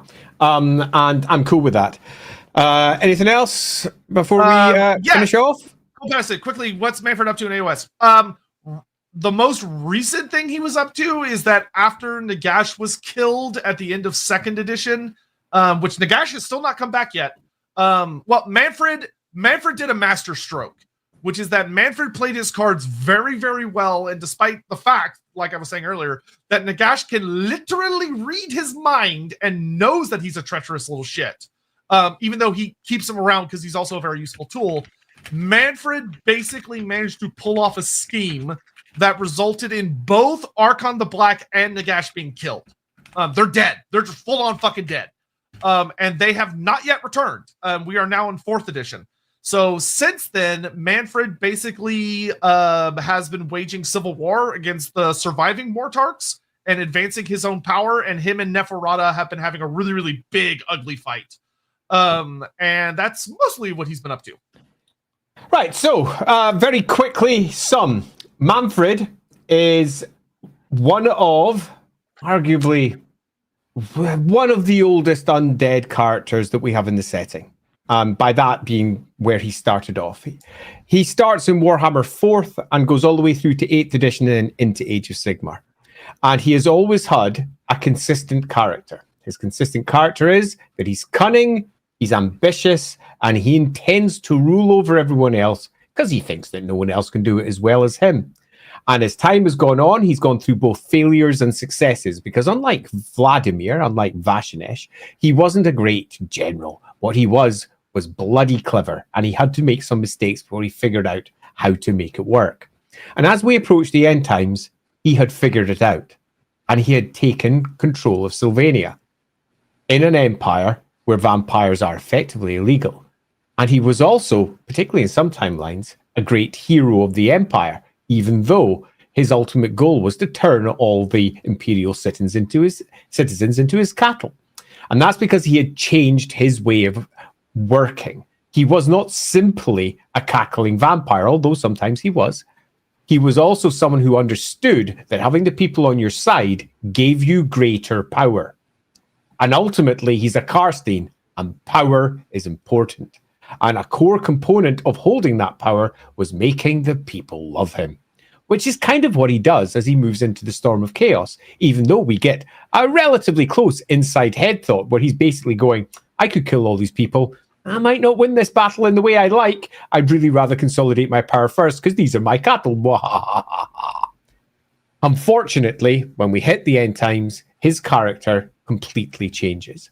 And a character who is ultimately the intelligent bad guy turns into a whining teenager who is deeply upset that Dad is back and that he was responsible for Dad going down, and he's a bit guilty about it. And anyone else that mixes with Dad, screw you, he's my dad, not yours. And we end up with him getting killed because of his screw you attitude concerning his dad. The whole thing at the end is a bit weird. Not only that, the core strut of the plot, everything that he's doing, doesn't make, if you think about it, much sense. As some have said in the chat, the rule of cool completely overrode almost every choice. But the rule of cool is there for a reason. It has to be cool. And it wasn't. It just wasn't. Rule of cool is cool. If you make something happen that's so cool, and everyone goes, yeah, but that doesn't make any sense. But nevertheless, you go, yeah, but I'll let it off. It was cool. A little bit like in The Last Jedi when the ships all blew up because they warped straight into it. Hyperspace, pardon me, it's Star Wars. That's stupid. The whole thing is stupid. But it's also fucking cool. Just seeing those ships go. The end times is the reverse of that. It's the stupid setup and the stupid outcome. Meaning that the rule of cool never really landed all the time. Some of the bits are nice, some of the details are fun, but the overall outcome was that Mannfred's character had been completely undermined, and it didn't leave you going, yeah, but it was cool. It left you going, yeah, but he sucks. This whole thing sucks. All of this is a bit weird. What the fuck? I loved Warhammer. Now I don't. And so many people at the end of the end times gave up. They didn't want to play Age of Sigmar. They thought it was a travesty because of what they'd done to Warhammer. And that isn't the outcome they should have gone for, quite clearly. Everybody should have gone, I'm sad to see Warhammer go, but that was so fucking cool. And Mannfred is one of those characters because he had been centrally pitched in the old world as one of the great minds that understood everybody around him. and only had one major threat. And it's not chaos, it's Nagash. The fear that Nagash might take control of him. He didn't wear the ring for fear that Nagash might reach through it. The ring of Vashanish, the ring of Vladimir. He constantly knew that his very nature may have been influenced by Nagash. Nagash was the great fear, the very creature that he had gone to and almost certainly realized was so far beyond him. The very stories that they use in Age of Sigmar should have been the stories that they were using in the conclusion for Mannfred during the end times. The great struggle against the impossibility of Nagash, the power of Nagash. But instead, it became a father-son story that came across as petulant, childish, and like he hadn't lived for even centuries. But we know it's far longer than that.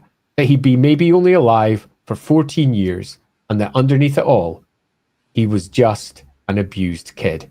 Which would have been a great story if any of the previous material had led up to that, and not presented him as the great genius, the great goat of the vampires. Unfortunately, he turned into a big wet splop.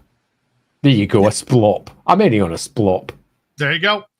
Grim's like Wall of Fate, stationary wind, divine spell. Apparently so. Yeah. That spell is so goofy. Thanks, everyone. Mannfred's great, except he's not. Yeah, he's great when written well, which, to be fair, is probably a good way you can describe almost any character in any fiction. Yeah, good point. Well made. But at the end of the day, if you're ever using Mannfred, you should keep in mind that his two biggest motivations are to stop chaos and to stop Nagash. Yeah. You know, chaos is the ultimate existential anyway. Nagash is his personal fear. And that lies at the heart of it. And also, yeah, you know, his father that he betrayed. But he's a vampire, for fuck's sake. You do what you have to do. You know, these are evil creatures. They don't sit there dwelling upon their feelings in such a fashion. They dwell on different ones. They're romantic creatures, not daddy's boys. Holy crap. Yeah, well, I wasn't very happy with that as an entire set of choices. So thanks, everyone. That was fun. Yeah, we're going to quit complaining in circles. And we're going to get out of here. And go. So quick stuff as we're heading out. So tomorrow, there is a that's tomorrow, isn't it? Yes, it is tomorrow. Bonus episode. There is a bonus episode of Lorebeards tomorrow at 9 p.m. British Standard Time, 3 p.m. Central Standard Time, where we are going to be having a sit down and chat / interview, but it's more of just kind of a chat with another content creator by the name of Vera, who is also a accredited writer on Warhammer Fantasy Roleplay 4th edition. Yeah. Which is going to be super exciting. We're going to be talking a lot about elves. She got to contribute quite a bit to the newest book on Kathik, which I'm reading my way through now. I'm enjoying that book a lot more than I thought, because it's not what I thought it was going to be. Because when they originally announced the book, I thought it was an Ulthuan book that was just from Kathik's perspective, but it's more like a city book that just focuses on the kingdom of Kathik, which is nice because Kathik is actually not well explored at all. It's probably one of the least famous kingdoms. So it's kind of enjoyable and nice. I'm having a good time with it. But so we'll be chatting with her, and that'll just be a fun stream. So please do come by to join us. Once again, that is tomorrow at 3 p.m. Central Standard Time, 9 p.m. British Standard Time. Wednesday, we're doing something. I don't decide after the stream. Yeah, we're gonna figure that out. Usual time. I don't know what, but we'll be putting an ad up soon. Yeah. And then next Sunday, we are gonna be doing. I'm gonna pull up the poll right now. Gork and Mark. Gork and Mark. Oh man, it was close as well. Yeah. Wow, that was very close. Yeah, very close. I'm genuinely kind of surprised. Okay. So yeah, Gork and Mark next Monday. I will have a poll up on my channel here in just a little bit about what we'll do the week after. And then on Friday, LAWhammer is this week. Yes, it is indeed, and we're continuing on with our pilgrimage part 2. In fact, there's a post up now, it's only for patrons at the moment because I don't want any secrets out, about that pilgrimage and exactly how it works, because I wrote about it first all the way back in the Tome of Salvation in 2nd edition, and I've done a new map that's in exactly the same style as the old 2nd edition maps that I used to do. So that's been super fun to do, because I haven't used that style for... I'm going to say it, 20 years.